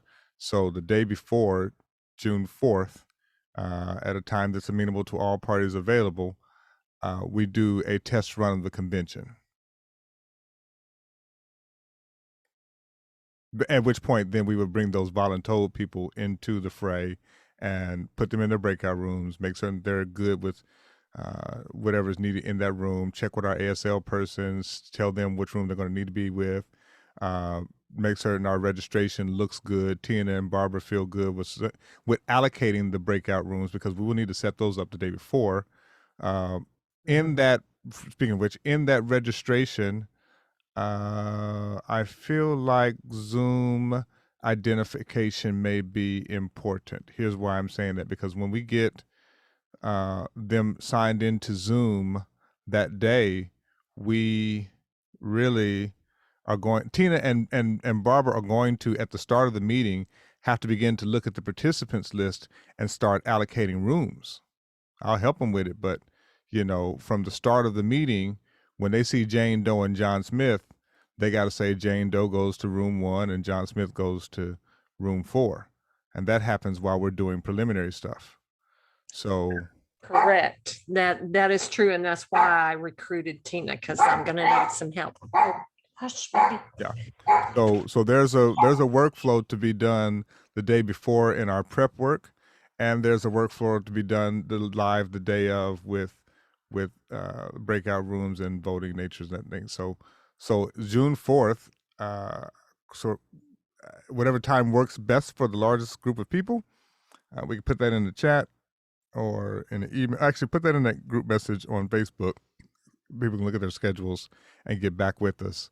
But in my mind, I was working through the laundry list that is running a convention. On the back end, I will have recorded this meeting, so you won't need a minutes taking person. And as well, the votes are all going to be visual, as you saw the poll ends out. How many votes and how many action items and how many speakers? We're in the middle of the agenda section now. You're on mute, Mama. It's all right. It's been a rough day over there in Forest Park. So our keynote speaker, me as the convener and the chair, Crystal would speak, I think, to go over the minutes of the previous convention. And candidates, right? That whole election process in terms of nominating, second, and candidate speeches, right? There's like, what is it, 2 minutes for nominating, 1 minute for a second, and 3 minutes for the candidate for each office. So that's 3, 6, 9, and then possibly 12 and 15 with the affirmative action officers, right? So that's the election sections, which you just enumerated, right? Yeah. Speakers, I thought you were asking about No, speakers. I'm with you. I was trying to, I guess, divide it up into the major sections. I imagine there's going to be an opening, there's going to be a breakout room, there's going to be a keynote speaker, there's going to be an election. Is that the 4 sections that I'm thinking through? Not in that order, but yeah. Okay. So order withstanding, the major pieces of this is the election and the keynote speaker, because that's going to be a major block of time. Mhm. If I were to kind of try to help our person who's doing the it's not Amy, it was another person who was doing the proctoring. Where'd that person go? Crystal. Crystal, hi, I called your name and you came right back. So Crystal, She if I were, okay, she messaged. no, she's connecting, I see her now. Crystal, Okay. if I were to bring in the proctoring piece for that election section, when I heard her just say that people are going to be seconding and so on and so forth, part of your proctoring, you need to make certain that they state their full name for the recording. So if they're, I got kicked off, in all honesty, the last probably 3 to 5 minutes. I've been no, you're good. struggling. You're good. You're good. You're right here on the same point. Look, I'm catching you up very quickly. We're talking through the sections of the agenda for this convention, and in the election section, there's going to be a section where you as the proctor are going to be facilitating the election portion. You'll want to make certain for recording and minutes purposes that the person who makes the nomination or makes the motion or makes the second states their first and last name for the recording. Just as a note Okay, for you. so I'll have, it'll be recorded. I need to tell them to, what do I need to do? I'm sorry. State their first and last name for the record. Okay, whenever they're Yeah. doing what portion of it. The election section, because you're going to be proctoring this major election section. And Okay. and so the reason why I'm bringing it up now in terms of our agenda piece, that's the last section of the convention. And after that's over, what are our end out items? Or is that not the case? The end out item will be, we will allow candidates for state party chair to have like a 2-minute opportunity to speak Oh my goodness. at Okay. the end. So then it's really, how long were you expecting for this convention to be? Like 3 hours. I'm hearing 4, but okay. You know, I think my anticipation is that there may be some drama in the room May. from the previous chair. You know, and my plan was to ask Earl Mitchell to be our parliamentarian, and then his wife died, so I don't know that he's going to be up to that. But you know, we really do. I'm going to find a parliamentarian. Okay. In a sergeant of arms capacity, because the technology really does that. No, well, just in terms of rules, Robert's Rules of Order, and Oh, sure. that kind of. Yeah, that one right there. I was waiting for that to come back up. And that was a separate conversation that Sam, you said that you would have with me. Yeah. And kind of go over. Okay, I haven't heard it again, and I forgot what it was. Robert's what? Robert's Rules of Order. Robert's Rules of Order. Yes, ma'am. And so Thank what I'm hearing you in terms of you're saying for the parliamentary procedure for the election section, you're expecting contention as it gets to the back end closeout items, or are you expecting in the early election section? Well, if that was a question directed towards No, me, no, no. With No. mamas. I don't know. I can't predict. I Well- just know that potentially there is a disgruntled person. Sure. Debbie. Oh, good So- old Debbie. So let's be fair without, not able to be and defend themselves. If there were an area during the election that you predict this section to happen, is this for the presidency, i.e. the big chair? No, I don't think, she might want to run for chair again. I don't know. Well, here's why I But bring it up, I don't because think it would be during the election. I don't think we would have any drama there.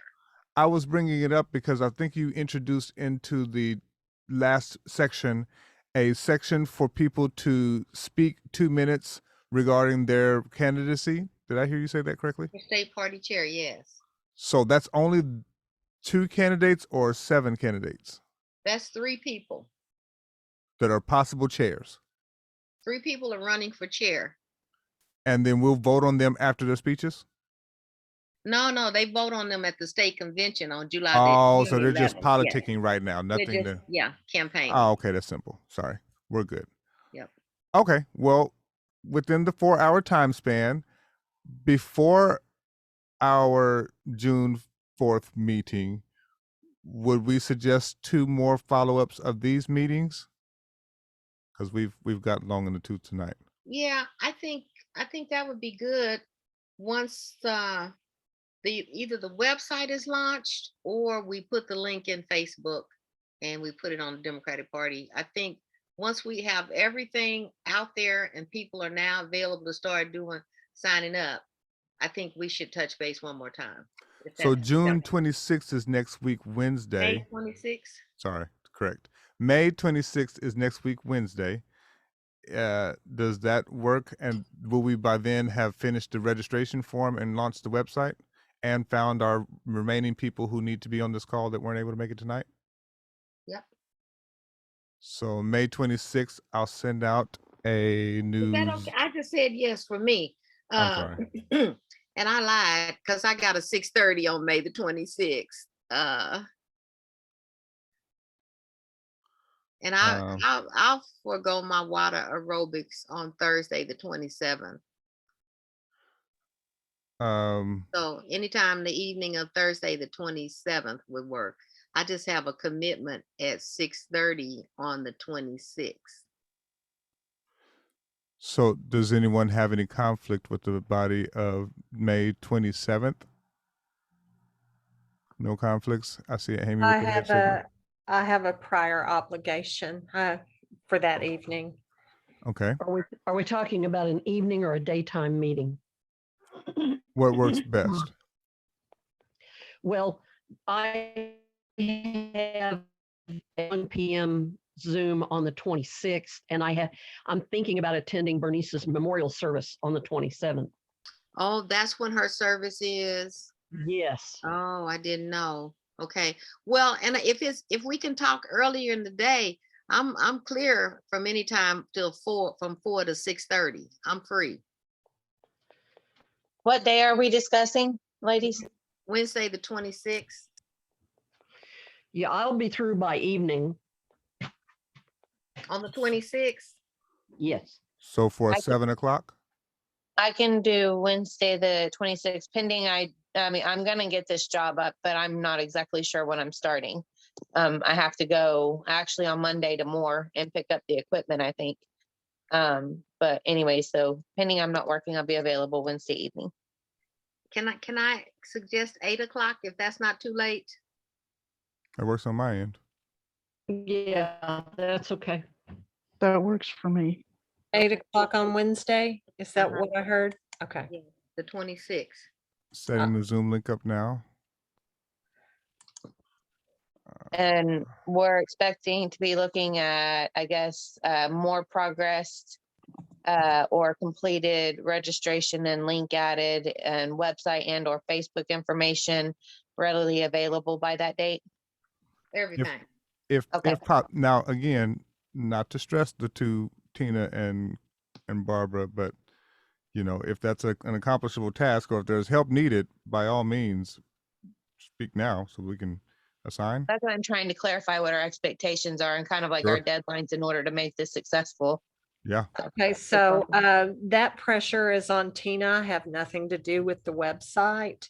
But I was going to bring up that if we need to have a deadline for that website because we need to get links out to people 1 week in advance to be nice to them and give them an opportunity. So that 1 week out from our convention is it's on the 5th.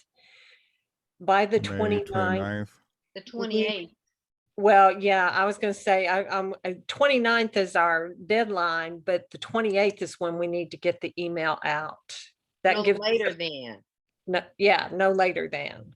Because ideally we could get the email out by this Friday. I was going to say that as well. I don't feel like that we would have 1 week of registration opening and expect good results. Is there a way to finish this registration form by Friday? Oh, the registration form will be done this evening. I'll finish it up. I was having trouble following conversations and typing at the same time. We apologize. So I kind of quit, but I've got it mostly scrubbed up, and Tina and I we're both in that document, so we can work without being on Zoom.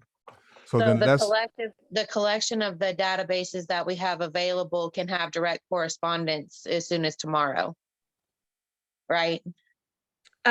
Well, so Connie mentioned the delegates from last year. She sent that information to me. I compiled the different pieces of information into one spreadsheet, and there's a lot of missing emails. So Crystal, if you want to put your email address in the chat, I will send that list over to you, because someone needs to call the phone numbers that we've got and see if we can get some emails for those. We're going to have to try and work to get that information filled in for last year's delegates, because either we're missing a phone number or we're missing an email. So, okay, can you help me? Yeah, I just put it in the chat for you. Okay. and in the chat as well, you'll see the information for next week's Wednesday. As I'm hearing it, Tina and Barbara and Crystal are going to accomplish some tasks by Friday. And then Wednesday, we're going to meet back here and really finalize our agenda for working through this convention and making certain we facilitate it well on our end. Now, those were the things that I thought through in my head of what an agenda would look like for tonight. Mama, what have I missed? I think you've covered it. This agenda and our Wednesday meeting agenda differ from the actual meeting agenda for the convention, and so I'll have that ready because we wanna post that as well. I can't believe I was in one of these meetings and there literally was not an agenda. Wow. I can't do it. It makes me itch. Let me ask this. The minutes from the last convention, can those be presented and emailed to everyone who registers so that they can have that in advance so we don't need to read it? Sure, we got those. Connie, may I suggest also that the Disability Federation, copies of the Disability Federation bylaws and constitution be provided? Well, that's the problem. Uh-oh. So our favorite person, and I can find the bylaws that we put in place when we first formed the Disability Federation. My mom was the one that got us doing these federations in the first place. They were a very unknown part of the party process and a very unutilized. So, you know, in 2015, when I was vice chair, we created these federations in order to bring a diversity of voices to the table, like African Americans, Latinos, Native Americans, LGBTQ, veterans already had theirs. There was a women of reproductive health bearing age federation, and the chair of the party at that time ran them off. You know, that was women who will never come back to the party. But we created these federations so that these groups could have a seat at the table, because in that same year, you know, they put a gag order on us that affected every one of these groups whose voice wasn't at the table. So this the Disability Federation process, we had some bylaws in the beginning, and I think I can find those just to have something to work from. I don't know that Debbie came up with some different bylaws. I don't know if there was a meeting to vote on them and approve them.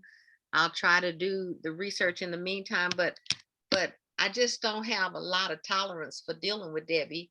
And you know, as far as I know, the only official bylaws were the ones that we created in the first place. So that's what I'll look for, Barbara. Okay, thank you. I just know that could be a question that comes up at the convention, and you best to be prepared to provide that, or either provide it up front. Well, and even bigger than that, I think it's germane to Crystal's work as the proctor, because when things come up that may be out of order, she's essentially your parliamentarian who's going to have to speak to that, unless you're having someone else. No.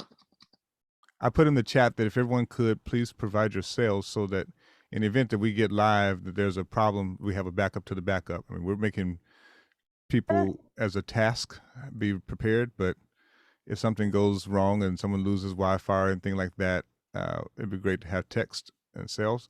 And also, in terms of your technology methodologies for this convention, I would advise, if you are a cell phone, smartphone user, like an iPhone or an Android, there's something called a dongle, which I don't have any of my dongles sitting next to me, that will allow you to plug in from your modem or your router, uh, Ethernet Cat5 cable to your phone to give you the best signal.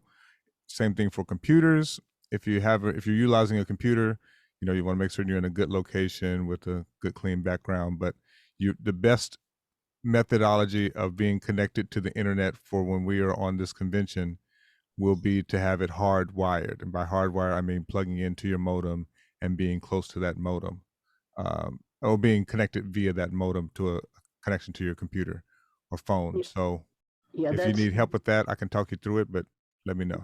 That's my issue because I do not have a computer.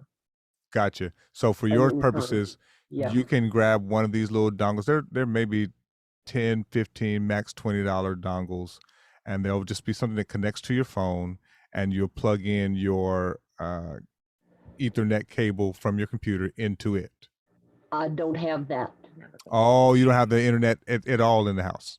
at all. Oh my goodness. Bless your heart. We I have miss my rural. infrastructure. We have infrastructure issues with broadband in the state of Oklahoma. Yes, we do. Well, and that's real. So Helen, Yeah. as long as you feel confident with your bars and you feel good and you got a charger, and it worked pretty good tonight, you haven't dropped out. So Well, but I don't know what I'm looking at on the screen, and every now and then it drifts off to something else, and I have to play with it to get the picture back. So, I'm working it. oh my, yeah. But this is an obstacle that we're going to have to face with multiple Yes. people. So Yeah. I mean, it's very reasonable. To have that issue, I'm sure it's pretty common. How do we remedy this for those individuals? In my mind, technology wise, if we were looking at situational things whereby, let's say we use Helen as a user case, Bad if it example. were oh yeah, sorry, better word is example, sorry, meant no harm by that, please forgive me. As an example, the method for her being able to interject and so on and so forth, like we see how she's able to talk freely on her phone, but let's say she was on an actual phone call version of it, they would have to just unmute and interject. The tough part's going to be when we place them on not being able to unmute themselves, and they don't have a way of interacting. Crystal's bringing up an amazing point, because this will happen because we'll lock out the mutes. And How do we remedy? Yeah, how do we remember it? I'm going to say then that it would be a phone call piece, because can we specify in an email to go out either the evening before the event that again, thank you for attending, here's the Zoom link, and kind of specify, if you're calling from a landline, if you can be in an area that has, not a lot of background noise, because we don't want to have to mute anybody, but for the integrity of the conference, we need to make sure that we have clarity. I mean, just inform them beforehand. Well, but see, a landline wouldn't have a way of muting itself. Well, no, if they what I'm saying is, if you have to mute them, I assume you would have to mute them if there was a lot of interference, right? Absolutely. So if we make them aware of the fact that there can't be interference, otherwise we'll have to mute, try and make sure you're in a place where the interference isn't going to happen. That way, at least they're aware if they've been muted. At least, instead of them not ever being heard, they'll realize that they've been muted. Maybe, I don't know. I mean, you can't send a text message to somebody, can you? I think we're in the right space, Crystal, but I want to go to the extreme of it. Let's say that we just have a person who, per their life, per the person with disability, they're unable to move and unable to adjust, and they have a landline phone. I think our in that extreme case, we would then have for them a phone number to a person they can call, like i.e. the Google number we provided earlier, so that they could then interact through that proxy sort of situation. Because I think we have to plan for the worst case scenario, which is they're literally on a landline, they can't mute, they can't do a three-way call, and they don't have any visual usage of any smart system to make the Zoom work. And they just dialed into the phone number. Mhm.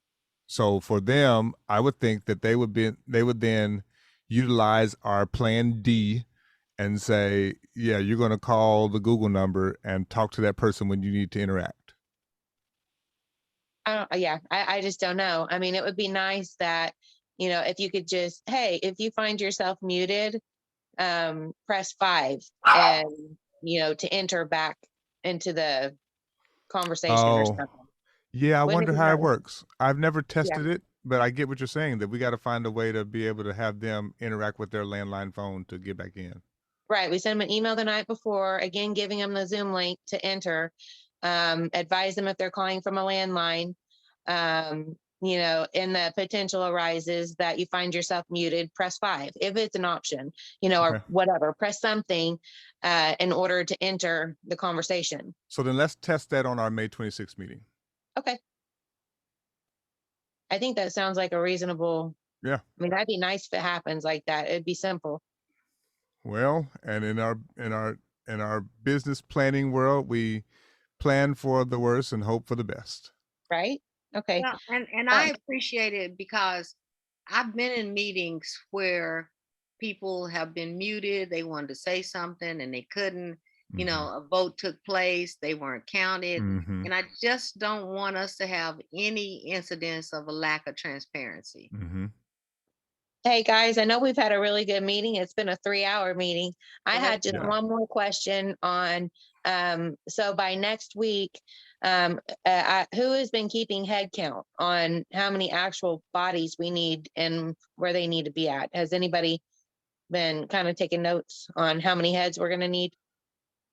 I thought Mama had that. Did you? What do you Sorry mean, how about it. many heads? She's saying But roles, the roles. Oh, how many of us there needs to be? yeah, how much manpower do we need? Do we have a number?